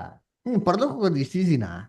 ಯೇಸು ಕ್ರಿಸ್ತ ಏನಾದ್ರು ಯಾರೋ ಶಿಷ್ಯನಾಗ್ಬೇಕು ಅಂತ ಆಸೆ ಇದ್ರೆ, ಅದು ಮೊದಲ ಕಂಡೀಷನ್. ತಾನೇ ನಿರಾಕರಿಸಿ ಬೆದ್ಕೊಂಡ್ ಬರ್ಬೇಕು. ಇದೆಲ್ಲ ನೆಕ್ಸ್ಟ್ ಬಿಟ್ಟು ರಕ್ಷಣೆಯನ್ನು ಸಾಧಿಸ್ಕೊಂಡಿದ್ರೇನೆ, ಯೋಗ್ಯವಾಗಿದ್ರೆ ಏನ್ರಿ ಕ್ರಿಸ್ತನ್ ಪಕ್ಕದಲ್ಲಿ ಹೋಗಿ ಕೂತ್ಕೊಳಕ್ ಸಾಧ್ಯ. ಇವೆಲ್ಲ ಏನೋ ಗೊತ್ತಿಲ್ದ್ರ ಯೇಸು ಕ್ರಿಸ್ತ ನಾಮ ನಂಬಿಟ್ರೆ ಪರಲೋಕ ಕೊಡ್ತೀರಿ, ಯೇಸು ಕ್ರಿಸ್ತ ನಾಮ ನಂಬಿಟ್ರೆ ಪರಲೋಕ ಹೋಗ್ಬಿಡ್ತೀರ ಅಲ್ವರ. ಅದರಿಂದ ಇವತ್ತು ಕೂಡ ಒಂದು ದೊಡ್ಡ ಬಾಬಿಲೋನ್ ಇದೆ. ದೊಡ್ಡ ಗೋಪುರ ಕಟ್ತಾವ್ರೆ ಎಲ್ಲರೂ. ದೇವ ದೃಷ್ಟಿಯಲ್ಲಿ ಇದು ಹೆಂಗಪ್ಪ ಇದೆ ಅಂತಂದ್ರೆ, ಬಹು ದೊಡ್ಡ ತಾರುಮಾರು. ಆದಿಕಾಂಡದಲ್ಲಿ ನೋಡಿದ್ರು ಬಹು ತಾರು. ನಾನು ಯಾವತ್ತು ಹಿಂಗೆ ಹೇಳಿಲ್ವಲ್ಲ, ನಾನು ನಾಶ ಮಾಡ್ತೀನಿ ಅಂತ ಹೇಳಿಲ್ವಲ್ಲ, ನೀವ್ಯಾಕೆ ಈ ತರ ಇದು ಮಾಡ್ತಾ ಇದ್ದೀರ ಅಂದ್ಬಿಟ್ಟು ದೇವ್ರ ದೃಷ್ಟಿಯಲ್ಲಿ ತಾರುಮಾರಾಗಿತ್ತು. ಅದಕ್ಕೆ ದೇವ್ರನ್ನ ಕನ್ಫ್ಯೂಸ್ ಮಾಡಿಬಿಟ್ಬಿಟ್ರು. ಇವತ್ತು ಕೂಡ ಕರ್ತನಲ್ಲಿ ಪ್ರೀತಿ ಅಂತ ಸಭೆಗಳೇ ಇದೇ ರೀತಿ ಹೋಗ್ತಿರಂತ ಎಲ್ಲ ಸಭೆಗಳಲ್ಲಿ ದೇವರು ಒಂದು ಕನ್ಫ್ಯೂಷನ್ ಕ್ರಿಯೇಟ್ ಮಾಡ್ಬಿಟ್ಟಾರೆ. ಸತ್ಯನೇ ಇಲ್ಲ ರೀ. ಅದು ಯೇಸು ಕ್ರಿಸ್ತನ ಆರಾಧನೆ ಮಾಡ್ತಿದ್ದು ಹೇಳ್ಕಂತಾರೆ, ಸತ್ಯ ಇದೆ ಒಳಗಡೆ, ಸತ್ಯನೇ ಇಲ್ಲ ರೀ. ಅಜಗಜ ಅಂತಾರೆ ರೀ, ಹಿಂಗಂದ್ರೆ ಹಂಗೆ, ಹಂಗಂದ್ರೆ ಹಿಂಗೆ, ಒಂದಕ್ಕೊಂದು ಹೋಲಿಕೆನೇ ಇಲ್ಲ. ಅನ್ಯ ಭಾಷೆ ಅಂತ ಹೇಳ್ತಾರೆ, ಬೈಬಲ್ಗೆ ವಿರುದ್ಧವಾಗಿದೆ. ಅದರ ಆತ್ಮ ಸಾಯಲ್ಲ ಅಂತ ಹೇಳ್ತಾರೆ, ಅದು ಸತ್ಯವೇದಕ್ಕೆ ವಿರುದ್ಧವಾಗಿದೆ. ಒಂದಕ್ಕೊಂದು ಏನಿಲ್ಲ. ಅದರ ಅಯ್ಯೋ ಬ್ರದರ್ ಆತ್ಮ ಸಾಯ್ತಾನೆ, ಪುನರ್ತನ ಏನಕ್ಕೆ ಅಂದ್ರೆ ಹೀಗೆ ಹಾಗೆ ಅಂತ ಮಾಡ್ಬಿಡೋದು. ಎಲ್ಲ ಕನ್ಫ್ಯೂಷನ್ ಡಾಕ್ಟ್ರಿನ್ಸ್, ಒಂದು ಸ್ಥಿರವಾಗಿಲ್ಲ. ಅಲ್ಲಿ ಬಾಬಿಲೋನ್ ಹೆಂಗಿತ್ತು, ದಾನಿಯೇಲ್ ಪುಸ್ತಕದ ಬಾಬಿಲೋನು ಹೆಂಗಂತ ಕಟ್ಟಲ್ಪಟ್ಟಿದ್ದ, ಅದು ಯಾವತ್ತೂ ರಾಜ್ಯ ಏನಾಗ್ಬಾರ್ದು, ನಾಶ ಆಗ್ಬಾರ್ದು ಅಂತಂದ್ಬಿಟ್ಟು ರಾಜ ಅದನ್ನ ಏನ್ ಮಾಡಿದಂತೆ, ಸೀದಾ ಒಂದು ಸಮುದ್ರದ ಮೇಲೆ ಕಟ್ಟಿದ್ದ. ಯಾವ ಸಮುದ್ರ ಮೇಲೆ ಕಟ್ಟಿದ್ದ, ಯಾವ ನದಿ ಮೇಲೆ ಕಟ್ಟಿದ್ದ, ಯೂಫ್ರಿಟಿಸ್ ನದಿ ಮೇಲೆ ಕಟ್ಟಿದ್ದ. ಅದೇ ರೀತಿ ಪ್ರಕಟಣೆಯಲ್ಲಿ ಬರೋಂತ ಬಾಬಿಲೋನ್ ಕೂಡ ಒಂದು ನದಿ ಮೇಲೆ ಕಟ್ಟಿರೋದಂತೆ. ನೋಡ್ರಿ, ಓದೋಣ, ಎಲ್ಲಪ್ಪ ಕೊಟ್ಟಿದ್ದಾರೆ ಇವಾಗ ಓದಿ. ಪ್ರಕಟಣೆ 17ನೇ ಅಧ್ಯಾಯ 1ರಿಂದ ಓದ್ಕೊಂಬ ನಿಂತೀನಿ. ಓದ್ಲಾ ಬ್ರದರ್? ಓದ್ರಿ ಬ್ರದರ್. 7 ಪಾತ್ರೆಗಳನ್ನು ಹಿಡಿದಿದ್ದ 7 ಮಂದಿ ದೇವದೂತರಲ್ಲಿ ಒಬ್ಬನು ಬಂದು ನನ್ನ ಸಂಗಡ ಮಾತಾಡಿ, ಬಾ, ಬಹಳ ನೀರುಗಳ ಮೇಲೆ ವಾಸಿಸಿರುವ ಮಹಾ ಜಾರಸ್ತ್ರೀಗೆ ಬರುವ ದಂಡನೆಯನ್ನು ನಿನಗೆ ತೋರಿಸುತ್ತೇನೆ. ನೋಡ್ರ, ಏನ್ರಿ, ಬಹಳ ನೀರುಗಳ ಮೇಲೆ ವಾಸಿಸ್ತಿರುವಂತ ಜಾರಸ್ತ್ರೀ. ಆ ಜಾರಸ್ತ್ರೀ ಹಣೆ ಮೇಲೆ ಬರ್ದಿರೋದೆ ಬಾಬಿಲೋನ್ ಅಂತ ಮಹಾನಗರಿ ಅಂತೆ. ಹಂಗಾರೆ ಈ ಜಾರಸ್ತ್ರೀ ವಾಸ ಮಾಡ್ತಾ ಇದೆಯಲ್ಲಪ್ಪ ಅಂದ್ರೆ ಏನ್ರಿ, ಬಹು ನೀರುಗಳ ಮೇಲೆ. ಯೂಫ್ರಿಟಿಸ್ ಅಂತ ಹೆಂಗಿತ್ತು, ಅದ್ರ ಮೇಲೆ ತಾನೆ ಇದ್ದಿದ್ದು ಬಾಬಿಲೋನು. ಸೇಮ್ ಇದೇ ತರ ಇವತ್ತು ಲೋಕದಲ್ಲಂತೆ ಎಲ್ಲಾ ಸಭೆ ಕಟ್ಟಲ್ಪಟ್ಟಿರೋದು ಯಾವ್ದ್ರ ಮೇಲೆ, ಈ ನೀರಿನ ಮೇಲೇನೆ. ಬೈಬಲ್ ನೀರು ಒಂದೇನು ಅಲ್ರ, ಬೈಬಲ್ ನೀರನ್ನೇನಿದೆ ಅರ್ಥ ಇದೆ. ಅದರ ನಗರ ಅಂದ್ರೆ ಅರ್ಥ ಇದೆ, ನೀರನ್ನೇನಾಗಿದೆ ಅರ್ಥ ಇದೆ. ನೀರಂದೇನು, ಕೈ ಹಿಂಗೆ ಇಟ್ಕೊಳ್ಳಿ ಬರೋಣ. ರೆವಲ್ಯೂಷನ್ 17 ಚಾಪ್ಟರ್ 15 ವರ್ಷ ಓದಿ ಬಂದ್ರೆ ಅದರಲ್ಲಿ 15ನೇ ವಾಕ್ಯ ಹೋದ್ರಿ.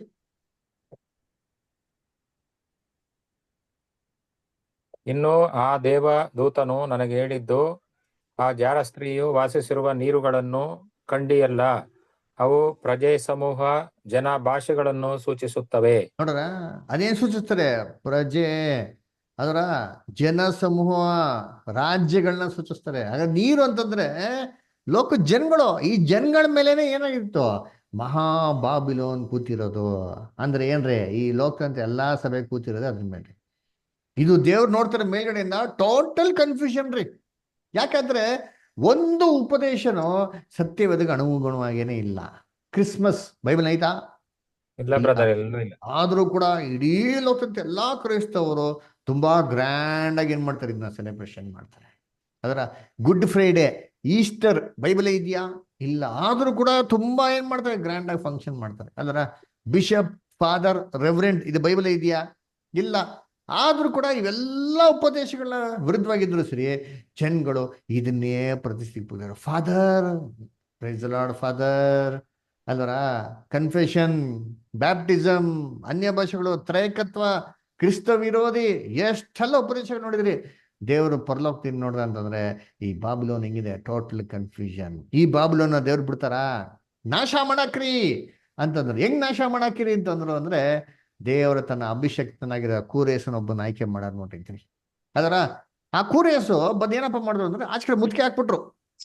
ಮುತ್ತಿಗೆ ಹಾಕಿರ್ಬೇಕಾರೆ ಆ ಬಾಬಿಲೋನ್ ರಾಜ ಬೇಷರ್ಗೆ ಏನ್ರಿ ಏನಾಗ್ತಿರ ಅಂತ ಒಳ್ಳೆ ಗೊತ್ತೇ ಇಲ್ಲ ರೀ. ಅಂದ್ರೆ ಏನಪ್ಪ ಇವ್ನು ಗುಳಿ ತೋಡ್ತಾವ್ರೆ, ನೀರ್ನ ಡೈವರ್ಟ್ ಮಾಡ್ತಾವ, ಗೊತ್ತಿಲ್ಲ. ಗುಳಿ ತೋಡ್ತಂತ ಗೊತ್ತು ಅಷ್ಟೇ, ಏನ್ ಮಾಡ್ತಂತ ಗೊತ್ತಿಲ್ಲ.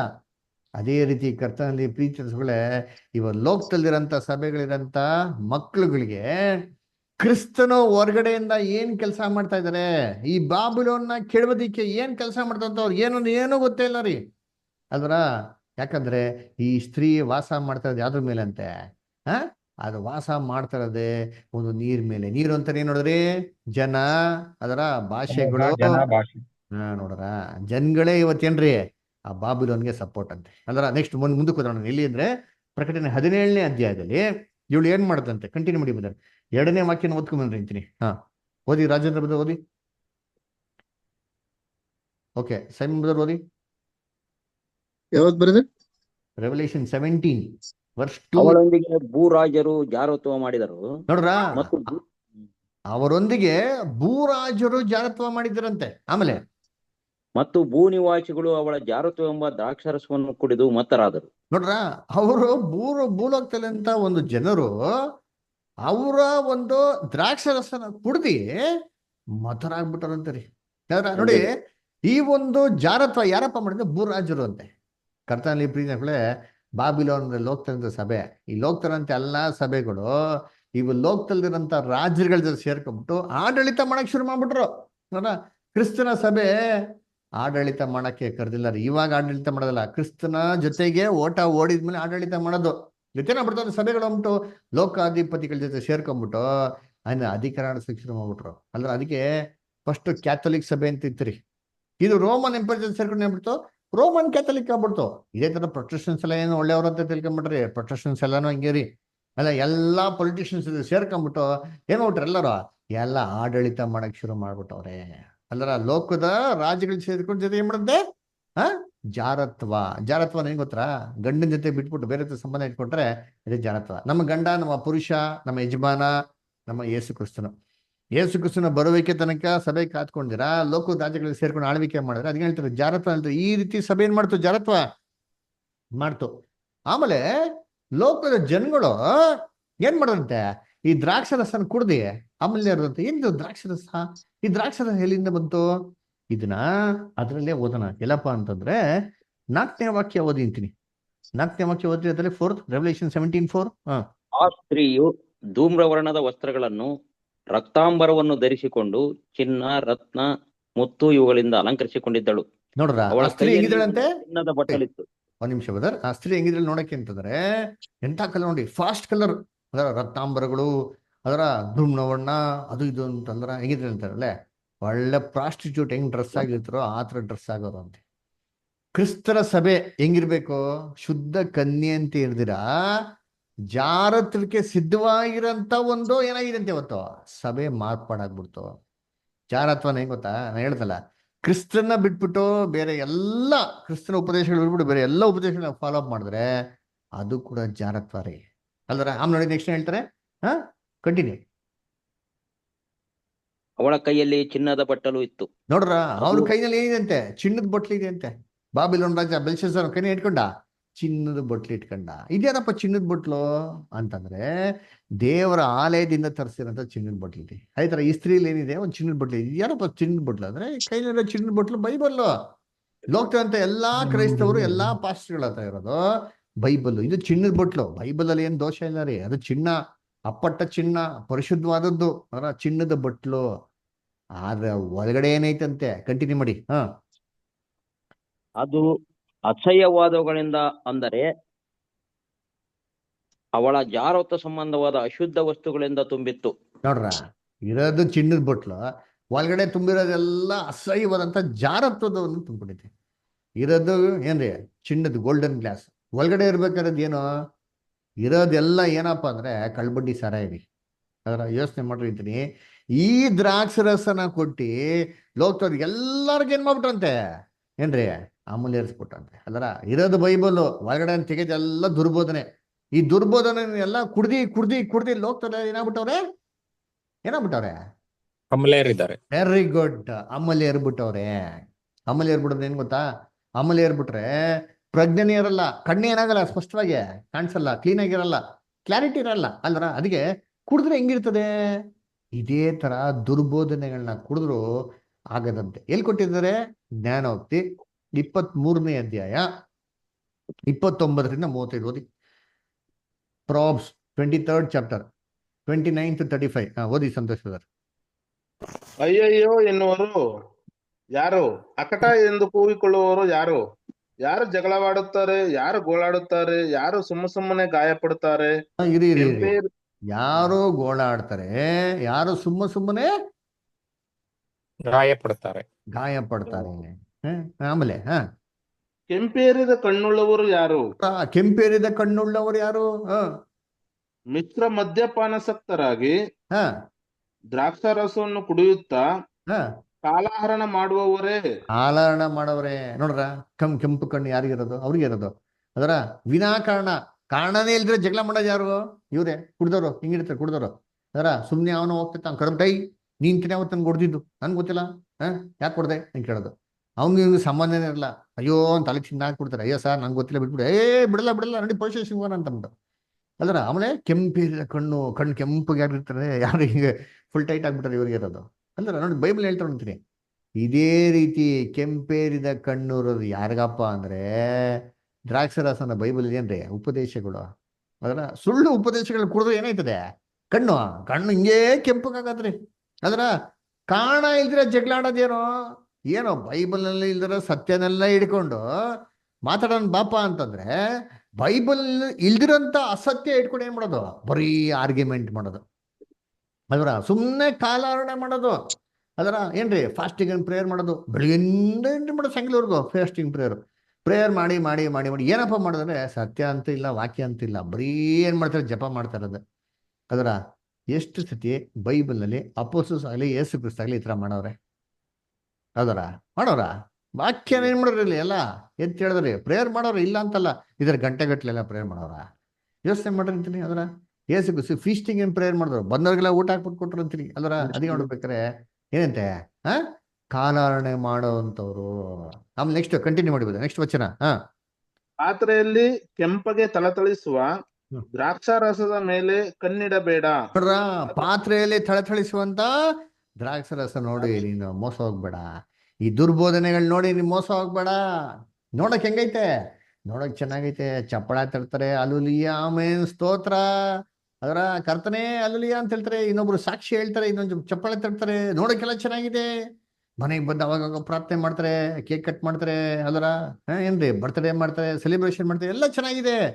ಇದನ್ನ ನೋಡಿ ಮೋಸ ಹೋಗ್ಬೇಡ. ಯಾಕಂದ್ರೆ ಇವೆಲ್ಲ ಪಾತ್ರೆಗಳಿರಂತ ಥಳಥಳಿಸುವಂತ ದುರ್ಬೋಧನೆಗಳು. ಯಾಕಂದ್ರೆ ಸ್ತ್ರೀ ಏನ್ ಮಾಡೋಣಂತೆ, ತನ್ನ ಪಾತ್ರೆಯಲ್ಲಿರೋಂಥ ದ್ರಾಕ್ಷಾರಸಕ್ಕೆ ಹೋಗ್ಬಿಟ್ಟು ಜಗತ್ತಲ್ಲಿರೋಂಥ ಎಲ್ಲಾರ್ಗೂ ಅಮಲೇರಿಸ್ಬಿಟ್ಟಿದ್ದಾಳೆ. ಆಮೇಲೆ ಅದು ಗಂಟಲಿನೊಳಗೆ ಮೆಲ್ಲಗೆ ಇಳಿದು ಹೋಗಿ ಆಮೇಲೆ ಹಾವಿನಂತೆ ಕಚ್ಚುತ್ತದೆ. ನೋಡ್ರ, ಗಂಟ್ಲಲ್ಲಿ ಇಳ್ಬೇಕಾದ್ರೆ ಏನ್ ಗೊತ್ತಾಗಲ್ಲ, ಹೊರಡೆ ಹೋಗ್ಬಿಟ್ಟು ಹೆಂಗ್ ಕಿಸೋದು, ಹಾವಿನಂತೆ ಕಚ್ಚುತ್ತದೆ. ಅದರ ಅದಕ್ಕೆ ಹೇಳ್ತಾರೆ, ಕುಡಿದ್ಬಿಡು ಗೊತ್ತಾಗಲ್ಲ, ಒಡೆ ಕುಡಿದ್ಮೇಲೆ ಅವ್ನು ಏನಂತಾರೆ, ಚಮತ್ಕಾರನೇ ಬೇರೆ. ಅದರ ಕುಡಿದ್ಬಿಟ್ಟು ಅವ್ನು ಗೊತ್ತಾಯ್ತಾರೆ ಏನು, ಏನಾಯ್ತಾರೆ ಅವ್ನಿಗೆ ಗೊತ್ತಿರಲ್ಲ.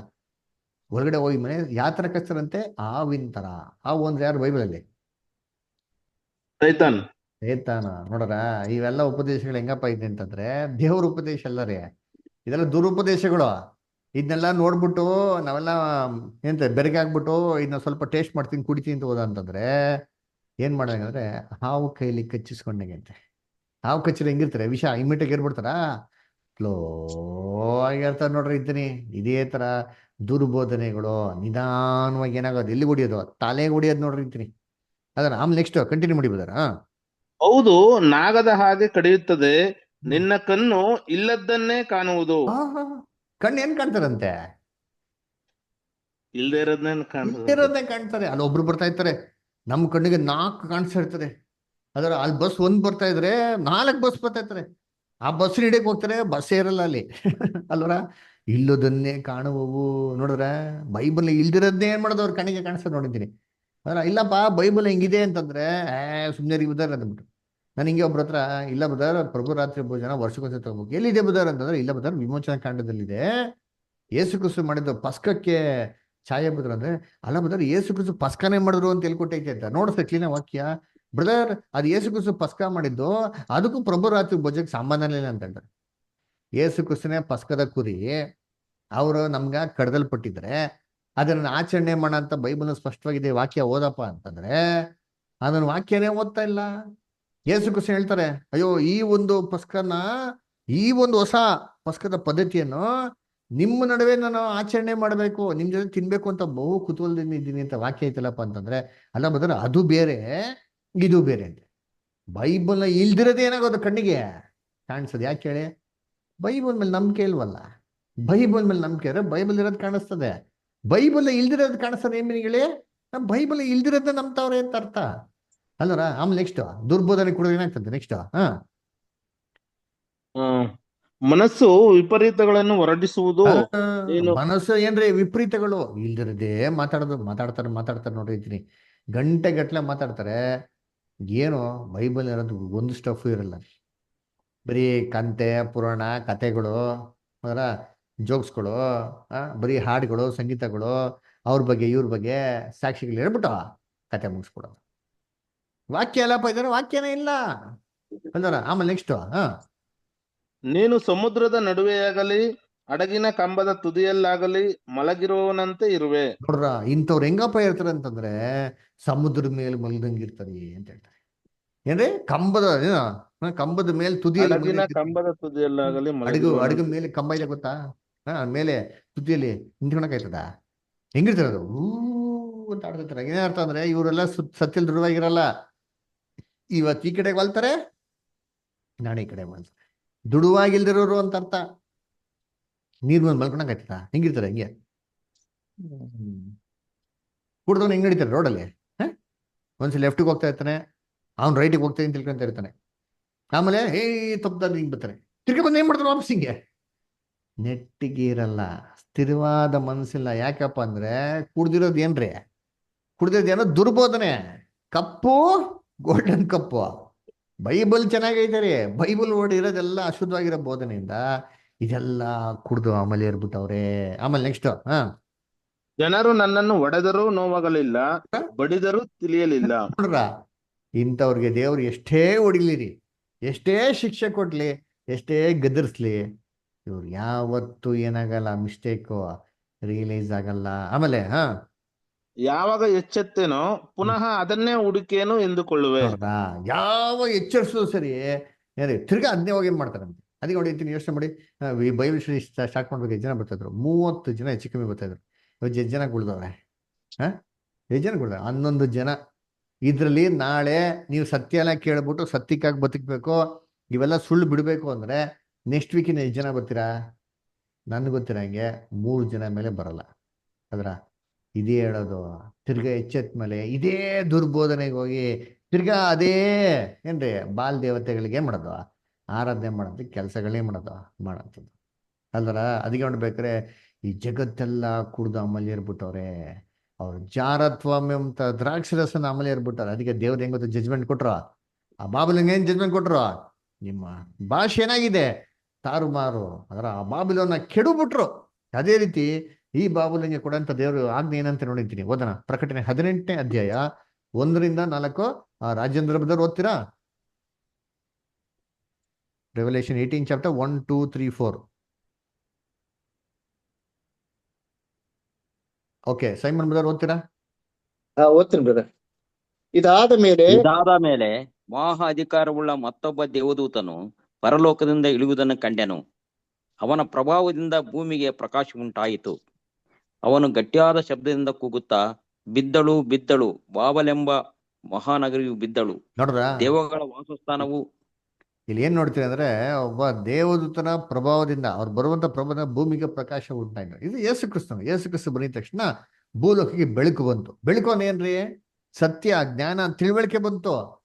ಆ ತಿಳುವಳಿಕೆ ಬಂದಿದ ತಕ್ಷಣ ಯೇಸು ಕ್ರಿಸ್ತು ಬಾಯಿನಲ್ಲಿ ಹೇಳಂತ ಮೊದಲನೇ ಮಾತು ಏನಂದ್ರೆ, ಬಿದ್ದಳು ಬಿದ್ದಳು, ಬಾಬೇಲ್ ಅಂತ ಮಹಾನಗರಿ ಬಿದ್ದಳು.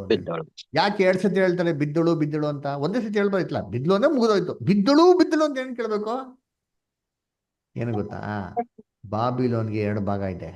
ಒಂದು ರೋಮನ್ ಕ್ಯಾಥಲಿಕ್ ಸಂಸ್ಥೆ, ಇನ್ನೊಂದು ಯಾವ್ದೇ ಸಂಸ್ಥೆ. ಇವೆರಡೂ ಸಂಸ್ಥೆಗಳು ಸೇರ್ಬಿಟ್ಟು ದೇವ್ರ ದೃಷ್ಟಿಯಲ್ಲಿ ಎರಡನ್ನೂ ದೇವರು ಬಿಸಾಕ್ಬಿಟ್ರು, ಉಗಿದು ಬಿಟ್ರು, ಅದರ ಕೆಡು ಬಿಟ್ರು, ತುಳಿದಾಕ್ಬಿಟ್ರು. ದೇವರ ದೃಷ್ಟಿಯಲ್ಲಿ ಬಿದ್ದಳು ಬಿದ್ದಳು ಬಾಬೇಲ್ ಅಂತ ಮಹಾನಗರಿ ಏನಾದ್ಲಂತೆ, ಬಿದ್ದಳು. ಆಮೇಲೆ ನೆಕ್ಸ್ಟ್ ಕಂಟಿನ್ಯೂ. ದೆವ್ವಗಳ ವಾಸಸ್ಥಾನವು, ಅಶುದ್ಧಾತ್ಮಗಳ ಆಶ್ರಯವು, ಅಪವಿತ್ರವಾಗಿಯೂ ಅಸಹ್ಯವಾಗಿಯೂ ಇರುವ ಸಕಲ ವಿಧವಾದ ಪಕ್ಷಿಗಳ ಆಶ್ರಯವೂ ಆದಳು. ನೋಡ್ರ, ಇವಳಿಗೇನಪ್ಪ ಆಶಯ ಅಂತಂದ್ರೆ ಪವಿತ್ರಾತ್ಮಗೆ ಆಶಯ ಇಲ್ಲ ರೀ, ಅಶುದ್ಧಾತ್ಮಗಳಿಗೇನ್ರಿ ಆಶಯ. ಅಪವಿತ್ರವಾಗಿರುವಂತ ಎಲ್ಲಾ ಪಕ್ಷಿಗಳು ಬಿತ್ತುವನ ಸಮಯದಲ್ಲಿ ಹೇಳ್ತಾರೆ ಯೇಸು ಕ್ರಿಸ್ತು, ಪಕ್ಷಿ ಬಂದು ನಿಂತ್ಕೊಂಡು ಹೋಗ್ಬಿಡ್ತಾನೆ ಏನ್ರಿ, ಸೇತನ್ ಬಂದು ನಿಂತ್ಕೊಂಡು ಹೋಗ್ಬಿಟ್ಟ. ಎಲ್ಲ ಸೇತನ್ ಒಂದು ಗೂಡು ಇವತ್ತೆಲ್ಲಪ್ಪ ಇದೆ ಅಂತಂದ್ರೆ ಎಲ್ಲ ಸುಳ್ಳು ಸಭೆಗಳಿದೆ. ಇದನ್ನ ದೇವ್ರೆ ಅಂತಂದ್ರೆ ರಿಜೆಕ್ಟೆಡ್, ಬಿದ್ದಳು ಬಿದ್ದಳು ಬಾಬೇಲ್ ಅಂತ ಮಹಾನಗರಿ ಏನದ್ಲು ಬಿದ್ದಳು ಅಂತ ಹೇಳ್ತಾರೆ. ಅಂದ್ರೆ ಅದಕ್ಕೆ ಕರ್ತನಲ್ಲಿ ಪ್ರೀತಿ ಅಂತ ಸ್ವರ್ಗಳೇ ಏನ್ರಿ ಯಾಕಪ್ಪ ಬೀಳ್ಸಿದ್ದು ಅಂದ್ರೆ ದುರ್ಬೋಧನೆಗಳು. ಅದರ ಏನಂದ್ರೆ ಸುಳ್ಳು, ಅದರ ಸುಳ್ಳು ಉಪದೇಶಗಳು. ನೋಡಿ, ಕೆಲವೊಂದು ವಾಕ್ಯಗಳು ಓದೋಣ ಏನ್ರಿ. ಯೆರೆಮೀಯ 23ನೇ ಅಧ್ಯಾಯ 16 ಮತ್ತೆ 17ನೇ ವಾಕ್ಯ. ಸೈಮನ್ ಬ್ರದರ್ ಓದ್ಬೋದಾ? ಓದ್ತೀನಿ brother. Jeremiah 23, 16 and 17. ಸೇನಾಧೀಶ್ವರನಾದಿರುವವನು ಇಂತೆನ್ನುತ್ತಾನೆ, ಹ್ಮ್ ನಿಮಗೆ ಪ್ರವಾದಿಸುವ ಪ್ರವಾದಿಗಳ ಮಾತನ್ನು ಕೇಳಬೇಡಿರಿ. ಹ್ಮ್ ನಿಮ್ಮಲ್ಲಿ ವ್ಯರ್ಥ ನಿರೀಕ್ಷೆಯನ್ನು ಹುಟ್ಟಿಸುತ್ತಾರೆ. ಹ್ಮ್ ಯೆಹೋವನ ಬಾಯಿಂದ ಹೊರಟದ್ದನ್ನು ನುಡಿಯುವುದೇ, ಹ್ಮ್ ಸ್ವಂತ ಹೃದಯಕ್ಕೆ ಒಳೆದದ್ದನ್ನೇ ಹೇಳುತ್ತಾರೆ. ನೋಡ್ರ, ನನ್ನನ್ನು ಸುಳ್ಳು ಪ್ರವಾದಿಗಳ ಮಾತುಗಳನ್ನ ಕೇಳಲೇಬೇಡಿ ಅಂತ ಹೇಳ್ತಾರೆ. ಇವತ್ತೆಲ್ಲ ಪ್ರವಾದನೆ ಹೇಳ್ತಾರೆ ಗೊತ್ತಾ? ಓ, ನನಗೆ ದೇವ್ರು ಬಂದು ಮಾತಾಡಿದ್ರು, ನಾನು ಇಂಥ ಸಹೋದರಿ ನಿಮ್ಮ ಹೆಸರು ಕರೆದು ಹೇಳ್ತಾ ಇದ್ದೀನಿ, ಇವತ್ತು ಹೇಳ್ತಾ ಇದ್ದೀನಿ, ನಿಮ್ ದೇವ್ರು ಇದು ಮಾಡ್ತಾರೆ ಅಂತ. ಏನ್ ಹೇಳ್ತಾರೆ? ನಂಬಿರಿ ಅಂತ ಹೇಳ್ತಾರ. ಅದನ್ನ ನಂಬಲೇಬೇಡಿ ಅಂತ ಹೇಳ್ತಾರೆ. ಯಾಕೆ? ಇವೆಲ್ಲ ದೇವ್ರ ಮಾತಲ್ಲಪ್ಪ, ಇದೆಲ್ಲ ಮನ್ಸಿಗೆ ಬಂದು ಸ್ವಂತವಾಗಿ ಬಂದು ಇಷ್ಟ ಬಂದ ರೀತಿಯಲ್ಲಿ ಮಾಡ್ತಾರೆ. ಅದನ್ನ ಹೇಳ್ತಾರೆ, ಅದನ್ನ ನಂಬಕ್ ಹೋಗ್ಬೇಡಿ ಅಂತ ಹೇಳ್ತಾರೆ. ಅಲ್ವರ? ನೋಡಿ, ಆಮೇಲೆ ಹಂಗೆ ಕಂಟಿನ್ಯೂ ಮಾಡಿ ಬರ್ತಾರೆ. 25 ಮತ್ತು 26 ಹಂಗೆ. 25. ಹ್ಮ್ ನನಗೆ ನನಗೆ ಕನಸು ಬಿತ್ತು ಎಂದು ನನ್ನ ಹೆಸರಿನಿಂದ ಸುಳ್ಳಾಗಿ ಪ್ರವಾದಿಸುವ ಪ್ರವಾದಿಗಳ ನುಡಿಯನ್ನು ಕೇಳಿದ್ದೇನೆ. ಹ್ಮ್ ಇವರ ಪಿತೃಗಳು ಬಾಳನನ್ನು ಸೇರಿ ನನ್ನ ಹೆಸರನ್ನು ಮರೆತ ಪ್ರಕಾರ ಈ ಪ್ರವಾದಿಗಳು ಸ್ವಹೃದಯ ಕಲ್ಪಿತ ಮೋಸವನ್ನು ಪ್ರಕಟಿಸುತ್ತಾ ತಾವು ತಮ್ಮ ನೆರೆಯವರಿಗೆ ತಿಳಿಸುವ ತಮ್ಮ ಕನಸುಗಳ ಮೂಲಕ ನನ್ನ ಜನರು ನನ್ನ ಹೆಸರನ್ನು ಮರೆಯಂತೆ ಮಾಡಬೇಕೆಂದು ಆಲೋಚಿಸಿಕೊಂಡಿದ್ದಾರಲ್ಲ. ಇದೇ ತರ ನಡೀತಾರೆ ಇವತ್ತೆಲ್ಲರೂ ನೋಡಿರ್ತೀರಿ.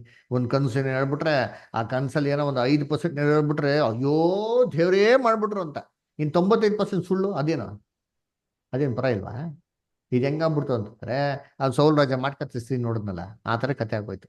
ಇದನ್ನೆಲ್ಲ ನಂಬಲೇಬೇಡಿ ಅಂತ ಹೇಳ್ತಾರೆ. ಇವೆಲ್ಲ ಮಾಡೋದು ಏನಕ್ಕೆ? ದುಡ್ಡು ರೀ. ಓದಿಂತೀನಿ ಮೀಕಾ 3ನೇ ಅಧ್ಯಾಯ 11ನೇ ವಾಕ್ಯ. ಮೀಕಾ 3:11.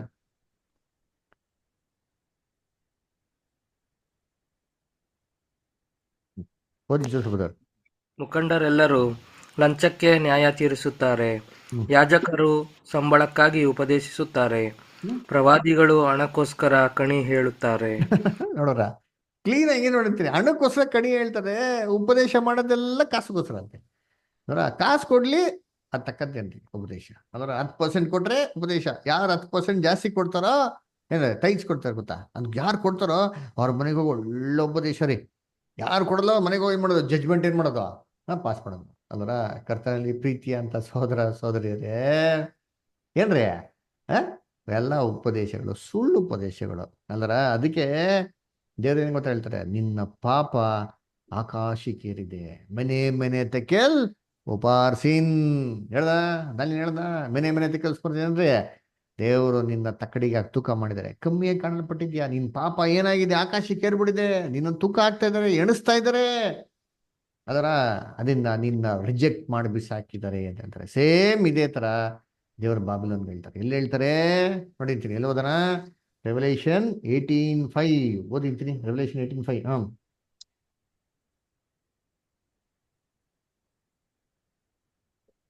ಓದಿ ಹೇಳ್ದೆ ಯಾರಾದ್ರ? ಅವಳ ಪಾಪಗಳು ಒಂದರ ಮೇಲೊಂದು ಸೇರಿ ಆಕಾಶದ ಪರ್ಯಂತರಕ್ಕೂ ಬೆಳೆದವೆ. ದೇವರು ಅವಳ ಅನ್ಯಾಯಗಳನ್ನು ಜ್ಞಾಪಿಸಿಕೊಂಡನು. ನೋಡ್ರ, ಎಲ್ಗೇರ್ಬಿಟ್ಟಿರುತ್ತೆ? ಆಕಾಶಕ್ಕೆ ಏರ್ಬಿಟ್ಟಿರುತ್ತೆ. ಗೋಪುರ ಎಲ್ಲಿ ಕಟ್ಟಕ್ ಹೋದ್ರು? ಆಕಾಶಕ್ಕೆ. ಇವತ್ತೆಲ್ಲ ಹೋಗ್ತಿರ್ತಿಲ್ಲ ಯೆವನ್ಗೆ. ದೇವ ದೃಷ್ಟಿ ಅದು ಪಾಪ ಅಂತ ಹೇಳ್ತಾರೆ ನೋಡಿರ್ತೀನಿ. ಅದಕ್ಕೆ ಯೆರೆಮೀಯ 51 7ರಿಂದ ಓದ್ಕೊಂಡ್ ನಿಂತೀನಿ. 7ರಿಂದ 9 ಏನ್ ಹೇಳ್ತಾರೆ ನೋಡೋಣ. ಯೆರೆಮೀಯ 51ನೇ ಅಧ್ಯಾಯ 7ರಿಂದ 9. ಬಾಬೆಲು ಯೆಹೋವನ ಕೈಯಲ್ಲಿನ ಹೊನ್ನಿನ ಪಾತ್ರೆ, ಲೋಕದವರೆಲ್ಲರೂ ಅದರಲ್ಲಿ ಕುಡಿದು ಮತ್ತರಾದರು. ಜನಾಂಗಗಳು ಅದರಲ್ಲಿನ ದ್ರಾಕ್ಷಾರಸವನ್ನು ಕುಡಿದು ಹುಚ್ಚಾದವು. ಬಾಬೆಲ್ ತಟ್ಟನೆ ಬಿದ್ದು ಹಾಳಾಯಿತು. ಅದಕ್ಕಾಗಿ ಅರಿಚಿರಿ, ಅದರ ನೋವನ್ನು ನೀಗಿಸುವುದಕ್ಕೆ ಔಷಧವನ್ನು ಸಂಪಾದಿಸಿರಿ, ಗುಣವಾದೀತು. ಬಾಬೆಲನ್ನು ಸ್ವಸ್ಥ ಮಾಡುವುದಕ್ಕೆ ನಾವು ಪ್ರಯತ್ನ ಪಟ್ಟರೂ ಅದು ಸ್ವಸ್ಥವಾಗಲಿಲ್ಲ. ಬಾಬೆಲನ್ನು ಬಿಟ್ಟು ನಾವೆಲ್ಲರೂ ನಮ್ಮ ನಮ್ಮ ದೇಶಗಳಿಗೆ ಹೋಗೋಣ. ಅದು ಹೊಂದಬೇಕಾದ ದಂಡನೆಯು ಆಕಾಶವನ್ನು ಮುಟ್ಟುವಷ್ಟು ದೊಡ್ಡದಾಗಿದೆ.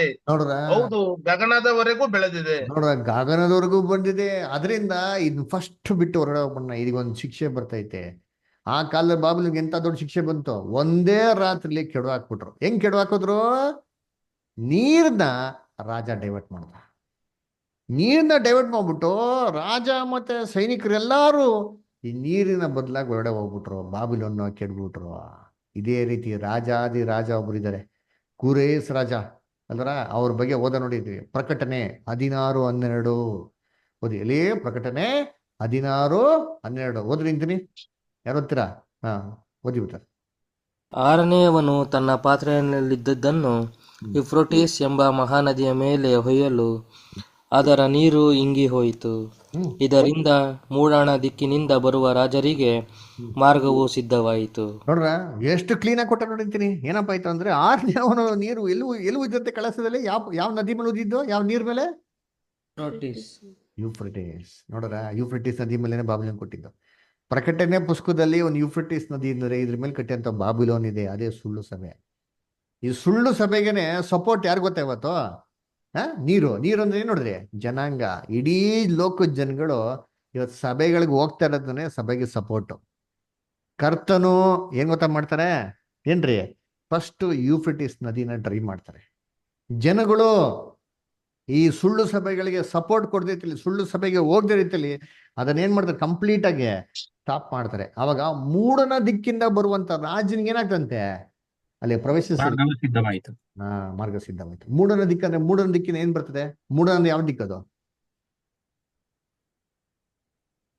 ಯಾವ ಡೈರೆಕ್ಷನ್? ಪೂರ್ವನ ಪಶ್ಚಿಮನ? ಪೂರ್ವ ದಿಕ್ಕು. ಪೂರ್ವ ದಿಕ್ಕು. Very good. ಪೂರ್ವ ದಿಕ್ಕಲ್ಲಿ ಸೂರ್ಯ ಯಾರು? ಬೈಬಲ್ ಸೂರ್ಯ ಅಂದ್ರೆ ಯಾರು? ಯೇಸು ಸ್ವಾಮಿ. ಯೇಸು ಸ್ವಾಮಿ.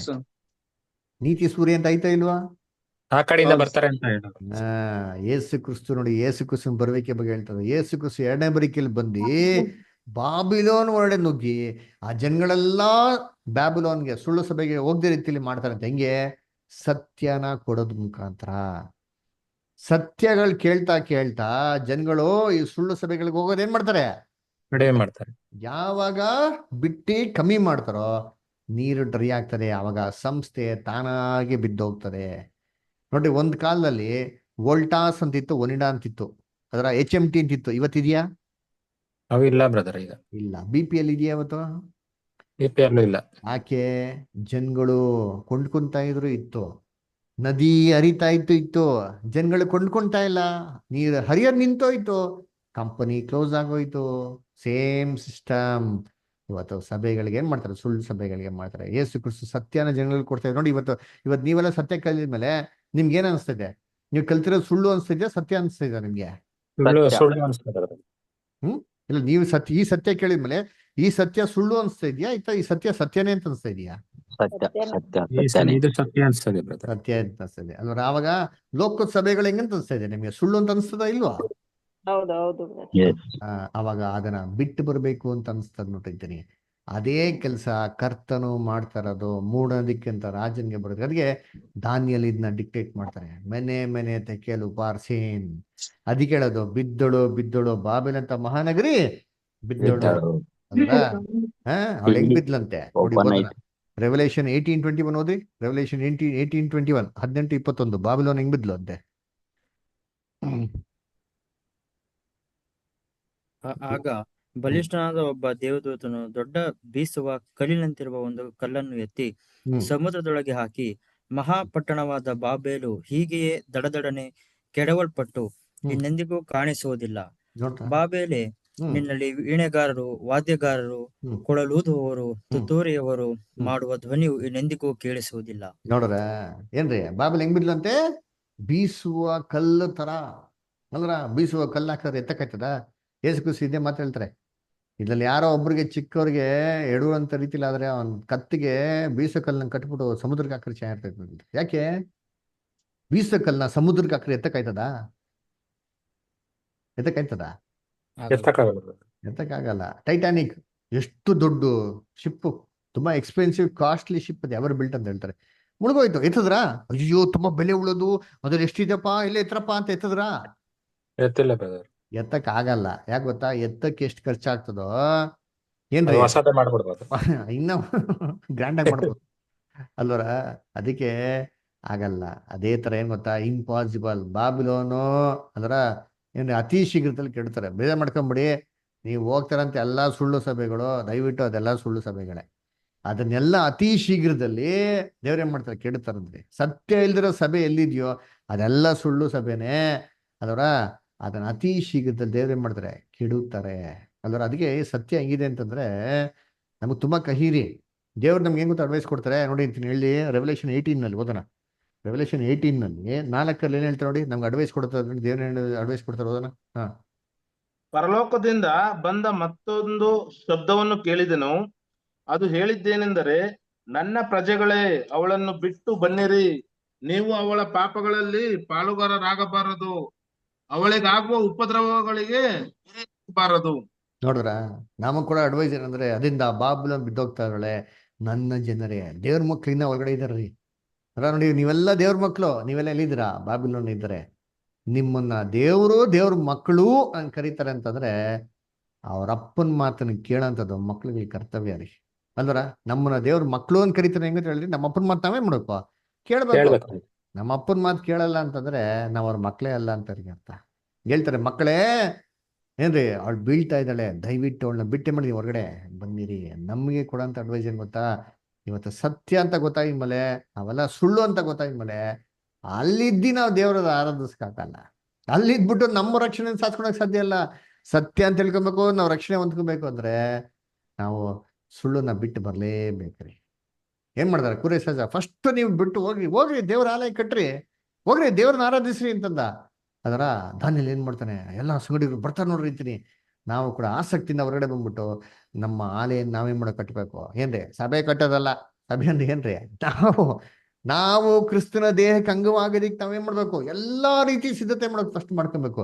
ಅದಕ್ಕೆ ಫಸ್ಟ್ ಒಳ್ಳೆ ಮನಸ್ಸಾಕ್ಷಿಯ ಒಡಂಬಡಿಕೆ ಮಾಡ್ಕೊಬೇಕು ದೇವ್ರ ಜೊತೆಗೆ. ಅದನ್ನ ಒಳ್ಳೆ ರೀತಿಯಲ್ಲಿ, ಸರಿಯಾದ ರೀತಿಯಲ್ಲಿ, ಒಂದು ಚಿಹ್ನೆಯಲ್ಲಿ, ಒಂದು ದೀಕ್ಷಾ ಸ್ಥಾನದ ಸರಿಯಾದ ರೀತಿಯಲ್ಲಿ ದೀಕ್ಷಾ ಸ್ಥಾನದ ಮುಖಾಂತರ ಮಾಡಕ್ ನೋಡಿಸ್ಬೇಕು. ದೇವರ ಹತ್ರ ನಮ್ಮ ಐಕ್ಯದಲ್ಲಿ ಮಾಡ್ತಾ ನಾವು ಸೇರ್ಬೇಕು. ಅದಕ್ಕೆ ಈ ಸತ್ಯ ಅಷ್ಟು ಈಸಿ ಅಲ್ಲ ರೀ. ಸತ್ಯ ಎಷ್ಟು ಕಷ್ಟ ಗೊತ್ತಾ, ಎಷ್ಟು ಕಠಿಣ ಅಂತಂದ್ರೆ ಬೈಬಲ್ ವಾಕ್ಯ ಹೇಳ್ತೀನಿ ನೋಡಿರ್ತೀನಿ. ಪ್ರಕಟಣೆ 10ನೇ ಅಧ್ಯಾಯ 9-10 ಓದಿ ಅಂತೀರಿ. ಪ್ರಕಟಣೆ 10ನೇ ಅಧ್ಯಾಯ 9 ಮತ್ತು 10 ಓದಿ. ರಾಜೇಂದ್ರ ಓದಿ. ರೆವಲ್ಯೂಷನ್ ನಾನು 9:10. ಹಾ, ನಾನು ಆ ದೂತನ ಬಳಿಗೆ ಹೋಗಿ ಆ ಚಿಕ್ಕ ಸುರುಳಿಯನ್ನು ನನಗೆ ಕೊಡು ಎಂದು ಕೇಳಲು ಅವನು ನನಗೆ, ನೀನು ಇದನ್ನು ತೆಗೆದುಕೊಂಡು ತಿಂದು ಬಿಡು, ಇದು ನಿನ್ನ ಹೊಟ್ಟೆಯನ್ನು ಕಹಿಯಾಗುವಂತೆ ಮಾಡುವುದು, ಆದರೆ ನಿನ್ನ ಬಾಯಲ್ಲಿ ಜೇನಿನಂತೆ ಸಿಹಿಯಾಗಿರುವುದು ಎಂದು ಹೇಳಿದನು. ನೋಡ್ರ ಏನ್ರಿ ಈ ಚಿಕ್ಕ ಪುಸ್ತಕ ತಿನ್ಬಿಡು ಅಂತ ಹೇಳ್ತಾರೆ. ಏನ್ ಚಿಕ್ಕ ಪುಸ್ತಕ? ಬೈಬಲ್ ರೀ. ಅದರ ತುಂಬಾ ವೆರಿ ಲಿಟಲ್ ಬುಕ್. ಅದರ ಏನ್ರಿ ಇದರಲ್ಲಿರೋದೇ little things but great things happen. ಅದರ ಅದನ್ನ ತಿನ್ಬಿಡು ಅಂತ ಹೇಳ್ತಾರೆ. ಬಾಯಿನಲ್ಲಿ ಹೆಂಗಿತ್ತಂತೆ ಅದು? ಕಹಿ ಕಹಿ ಕಹಿಯಾಗಿತ್ತು. ಅರೆ ಬಾಯಲ್ಲಿ ಸಿಹಿ ಆಯ್ತು. ಕರೆಕ್ಟ್. ರಾಜೇಂದ್ರ ಕಟ್ಟಡ ನೋಡ್ರಿ, ಬಾಯಿನಲ್ಲಿ ಜೇನಿನಂತೆ ಸಿಹಿ. ಅದರ ಹೆಂಗಿದೆ ಅಂತೆ? ಜೇನಿಗಿಂತ ರುಚಿಲು ಅಲ್ವರ ಐತಲ್ಲ ಬಾ ಆಡುವ. ಹೆಂಗಿದೆ ಜೇನ್ ತರ. ಅಯ್ಯೋ ಬೈಬಲ್ ತಿಂತಾ ಇದ್ರೆ ಸತ್ಯ ಕೇಳ್ತಾರೆ, ಹೆಂಗಿದೆ, ಅಯ್ಯೋ ಏನ್ ಬ್ರದರ್ ಇಷ್ಟು ಚೆನ್ನಾಗಿದೆ ಅಂತ ಹೇಳ್ತಾರೆ. ಹೊಟ್ಟೆ ಒಳಗೆ ಹೋಗಿದ್ಮೇಲೆ ಏನಾಗ್ತಾರೆ ಇದು ಅಂದ್ರೆ ಗೊತ್ತಾ? ಜೀರ್ಣ ಆಗಿದ್ಮೇಲೆ ಇದು ಲೆಕ್ಕ ಕೇಳ್ತಾರೆ ನಮ್ಮ ಹತ್ರ. ಕೊಡು ಲೆಕ್ಕ ಕೊಡು. ಏನು ವಾಕ್ಯ ನಮ್ಮೊಳಗೆ ಹೋಗಿದ್ಮೇಲೆ ವಾಕ್ಯದ ಪಕ್ಕ ನಡಿ ಅಂತ ನಮ್ಗೆ ಒತ್ತಾಯ ಪಡಿಸ್ತಾರೆ ನೋಡ್ರಿ. ನಮ್ಮ ಮನಸ್ಸಾಕ್ಷಿ ಹೇಳ್ತಾರೆ, ಅಲ್ಲ ಸತ್ಯ ಕೇಳಿ ಜಕ್ಕೊಳೋ, ಸತ್ಯ ಪಕ್ಕ ನಡ್ಕೊಳೋ ಅಂತ ಒತ್ತಾಯ ಪಡಿಸ್ತದೆ. ಆದ್ರೆ ನಮ್ಮ ಒಂದು ಸ್ವಾರ್ಥತನ ಅದನ್ನು ಬಿಡಲ್ಲ. ಕಹಿ ಆಗಿರ್ತಾರೆ, ತುಂಬಾ ಕಹಿ ಆಗ್ಬಿಡ್ತಾರೆ ಅಲ್ವರ. ಆದ್ರೆ ಇದನ್ನ ಜೀರ್ಣ ಮಾಡ್ಕೊಂಡು ಪಕ್ಕ ನಡೆದ್ರೆ ಅದು ನಮ್ಗೆ ಸಿಹಿನೇ ಯಾವತ್ತು. ಅದ್ರ ಅಂದ ಕರ್ತನಲ್ಲಿ ಪ್ರಿಯಗಳೇ, ವಾಕ್ಯ ಸತ್ಯ ಕೇಳಿದಾಯ್ತು, ಇನ್ಮೇಲೆ ಸತ್ಯದ ಪಕ್ಕ ನಡೆಯೋದನ್ನ ನಾವೇ ಮಾಡ್ಕೋ ಅದನ್ನ ನೋಡಿಸ್ಬೇಕು. ಅದರ ಅಂದ ಕರ್ತನಲ್ಲಿ ಪ್ರಿಯಗಳೇ, ಬ್ಯಾಬಿಲೋನ್ಗೆ ಕೊಟ್ಟಿರೋ ವಾರ್ನಿಂಗ್ ನಮಗೂ ಅಷ್ಟೇ. ಅವಳನ್ನು ಬಿಟ್ಟು ಏನ್ ಮಾಡಿ ನೀವು ಹೊರಗೆ ಬಂದಿರಿ. ಅದರ ಅಂದ ಕರ್ತನಲ್ಲಿ ಪ್ರಿಯಗಳೇ ಏನ್ರಿ ಇದು ಇವತ್ತಿನ ಪಾಠ. ನೆಕ್ಸ್ಟ್ ವೀಕ್ ಕೂಡ ಇಂಪಾರ್ಟೆಂಟ್ ಪಾಠ ಇರ್ತಾರೆ. ದಯವಿಟ್ಟು ಕರೆಕ್ಟ್ ಟೈಮಿಗೆ ಬನ್ನಿ. ಯೂಟ್ಯೂಬ್ ಚಾನಲ್ ಸಬ್ಸ್ಕ್ರೈಬ್ ಮಾಡಿ. ನಿಮ್ಗೆ ಏನೇ ಡೌಟ್ಸ್ ಇದ್ರೆ ಧಾರಾಳ ಕೇಳಿ. ಏನೋ ಡೌಟ್ಸ್ ಕ್ವಶನ್ಸ್ ಇದ್ರೆ ಕೇಳಿ. ಇದು ಸಭೆಯಲ್ಲಿ ಬ್ರದರ್, ಸಭೆಯಲ್ಲಿ ನಾನು ಪ್ರಶ್ನೆ ಕೇಳ್ತೀನಿ ಎಲ್ಲರಿಗೂ. ನನ್ನ ಸಭೆಯಲ್ಲಿ ಮೊನ್ನೆ ಕ್ರಿಸ್ಮಸ್ ಮಾಡ್ಬೇಕಾದ ಕೇಳಿದೆ ನಾನು. ಓಕೆ, ಕ್ರಿಸ್ಮಸ್ ಅನ್ನುವಂಥದ್ದು ಎಲ್ಲೂ ಇಲ್ಲ, ಬೈಬಲ್ ಬುಕ್ ಅಲ್ಲೇ ಇಲ್ಲ. ಅದು ವಿರುದ್ಧವಾಗಿದೆಯಲ್ಲ ಅಂತ. ಇದಕ್ಕೆ ಅವರು ಇಲ್ಲ ಬ್ರದರ್, ಅವತ್ತು ಫಂಕ್ಷನ್ ಎಲ್ಲ ಮಾಡಿದ್ರೆ ಯಾರನ್ನ ಬರ್ತಾರೆ, ಆತ್ಮಗಳು ಯಾರನ್ನ ಬರ್ತಾರೆ ಅಂತಂದ್ರು ಅವರು. ನಾನು ಹೇಳ್ದೆ, ದೇವ್ರು ಕಳಿಸ್ದೆ ಆತ್ಮ ಬರೋಕ್ ಸಾಧ್ಯವೇ ಇಲ್ಲ ಅಂತಂದೆ. ನಮ್ಮನ್ನ ಸತ್ಯಕ್ಕೆ ಕರೆಯುವ ದೇವ್ರು ಅಲ್ವರ. ಹೌದು ಬ್ರದರ್. ಹೇಳ್ತಾರೆ ಯೋಹಾನ 6:45 ಏನ್ರಿ ದೇವರು ಸೆಳೆದಿರೋ ಹೊರತು ಯಾರು ನನ್ನ ಬಳಿಗೆ ಬರಲ್ಲ ಅವರು. ಬರೋದು. ಅವರ ಇವತ್ತು ಸಭೆಗಳಲ್ಲಿ ಏನಿಂತ ಆತ್ಮಗಳು ಕೂತಿದೆಯಲ್ಲ, ಡಮ್ಮಿಗಳೆಲ್ಲ ಬೇಡ ನಮ್ಗೆ. ಈ ಚೇರ್ನ ಬೆಚ್ಚಿಕ್ ಮಾಡ ಅಂತ ಬರ್ತಾರೆ ಗೊತ್ತಾ, ಅದೆಲ್ಲ ನಮ್ಗೆ ಅವಶ್ಯಕ ಹೌದು ಬ್ರದರ್. ಅಲ್ವರ. ಯೇಸು ಕ್ರಿಸ್ತಿಂದೆ 4,000 ಜನ ಬಂದ್ರು, ಹೌದು ಇಲ್ವಾ? ಹೌದು ಬ್ರದರ್. ಶಿಲ್ಬೆ ಎತ್ಕೊಂಡ್ಬೇಕಾರೆ ಅವ್ರ ಜೊತೆಗೆ ಎಷ್ಟು ಜನ ಇದ್ರು? ಒಬ್ಬರೇ ಒಬ್ಬರು. ಅವ್ರ ಜೊತೆಗೆ ನಂಬಿಕಸ್ಥರಾಗಿದ್ದ ಶಿಷ್ಯರು ಎಷ್ಟು ಜನ ಇದ್ರು? ಅವರು ಅಲ್ವಾ? 70 ಜನ ಇದ್ರು. ಅಲ್ರ, ಇದು ನನ್ನ ದೇಹ, ನಾನು ತಿನ್ಬೇಕು ಅಂತ ತಕ್ಷಣ 7 ಜನ ಬಿಟ್ಟು ಹೋಗ್ಬಿಟ್ರೆ 70 ಜನ ಬಿಟ್ಟು ಹೋಗ್ಬಿಡ್ತಾರೆ. ಯೇಸು ಕ್ರಿಸ್ತು ಶಿಷ್ಯನಿಗೆ ಕೇಳ್ತಾರೆ, ನೀವೇನ್ ಮಾಡ್ತೀರಾ, ನೀವು ಹೋಗ್ತೀರಾ ಅಂತ ಕೇಳ್ತಾರೆ. ಪೇತ್ರ ಏನ್ ಹೇಳ್ತಾನೆ ಅದಕ್ಕೆ? ಪೇತ್ರ ಏನ್ ಹೇಳ್ತಾನೆ ಗೊತ್ತಾ? ಯೋಹಾನ ತೆಗಿರಿ, 6ನೇ ಅಧ್ಯಾಯ ತೆಗಿರಿ. ಯೋಹಾನ 6ನೇ ಅಧ್ಯಾಯ ಬಂದ್ರಿ. ಯೋಹಾನ 6ನೇ ಅಧ್ಯಾಯ 66 ಇಂದ 68 ಓದಿ. ಅಂದಿನಿಂದ ಆತನ ಶಿಷ್ಯರಲ್ಲಿ ಅನೇಕರು ಹಿಂಜರಿದು ಆತನ ಕೂಡ ಸಂಚಾರ ಮಾಡೋದನ್ನು ಬಿಟ್ಟರು. ಯೇಸು ಇದನ್ನು ನೋಡಿ ತನ್ನ 12 ಮಂದಿಯನ್ನು, ನೀವು ಸಹ ಹೋಗಬೇಕೆಂದಿದ್ದೀರಾ ಎಂದು ಕೇಳಿದಕ್ಕೆ ಸೀಮೋನ್ ಪೇತ್ರನು, ಸ್ವಾಮಿ, ನಿನ್ನನ್ನು ಬಿಟ್ಟು ನಾವು ಇನ್ನಾರ ಬಳಿಗೆ ಹೋಗೋಣ? ನಿನ್ನಲ್ಲಿ ನಿತ್ಯ ಜೀವವನ್ನು ಉಂಟು ಮಾಡುವ ವಾಕ್ಯಗಳುಂಟು. ನೋಡ್ರ, ಪೇತ್ರ ಏನಂತಾರೆ, ಸ್ವಾಮಿ ನಿಮ್ ಬಿಟ್ಟಲ್ಲಿ ಹೋಗೋಣ ಸ್ವಾಮಿ ಅಂದ್ಬಿಟ್ಟು ಇವ್ರನ್ನ ಇಟ್ಕೊಂಡೇ ಸಭೆನ ಸ್ಥಾಪನೆ ಮಾಡಿ. ಯಾವ ಸಭೆ? ಕ್ರಿಸ್ತನ ದೇಹ ಎಂಬಂತ ಅಂಗವಾಗಿರೋ ಸಭೆನ ಸ್ಥಾಪನೆ ಮಾಡಿದ್ರು. ನಮಗೂ ಇವತ್ತಿದೆ ಪ್ರಶ್ನೆ, ನೀವು ಬಿಟ್ಟು ಹೋಗ್ತೀರಾ ಅಥವಾ ಸತ್ತಿಲ್ದಿರ್ತೀರಾ? ಸತ್ಯ ತಿಳ್ಕೊಳ್ತೀವಿ ಬ್ರದರ್. ಸತ್ಯ ತಿಳ್ಕೊಂಡ್ಮೇಲೆ ಸತ್ಯದಲ್ಲಿ ಇರಬೇಕು ಅಲ್ವರ? ಹೌದೌದು. ಅದೇ ಪ್ರಶ್ನೆ. ಓಕೆನಾ? ಸರಿ, ಬೇರೆ ಏನಾದ್ರು ಡೌಟ್ಸ್ ಇದೆಯಾ, ಏನೋ ಕ್ವಶನ್ಸ್ ಇದೆಯಾ? ಬ್ರದರ್, ನನಗೆ ಒಂದು ಅದೇ ನಾವು ಈಗ ಅವಳ ಬಳಿಗೆ ದೇವ್ರ ಮಕ್ಕಳು ಬಿಟ್ಟು ಬನ್ನಿರಿ ಅಂತ ಓದ್ವಲ್ಲ ಬ್ರದರ್.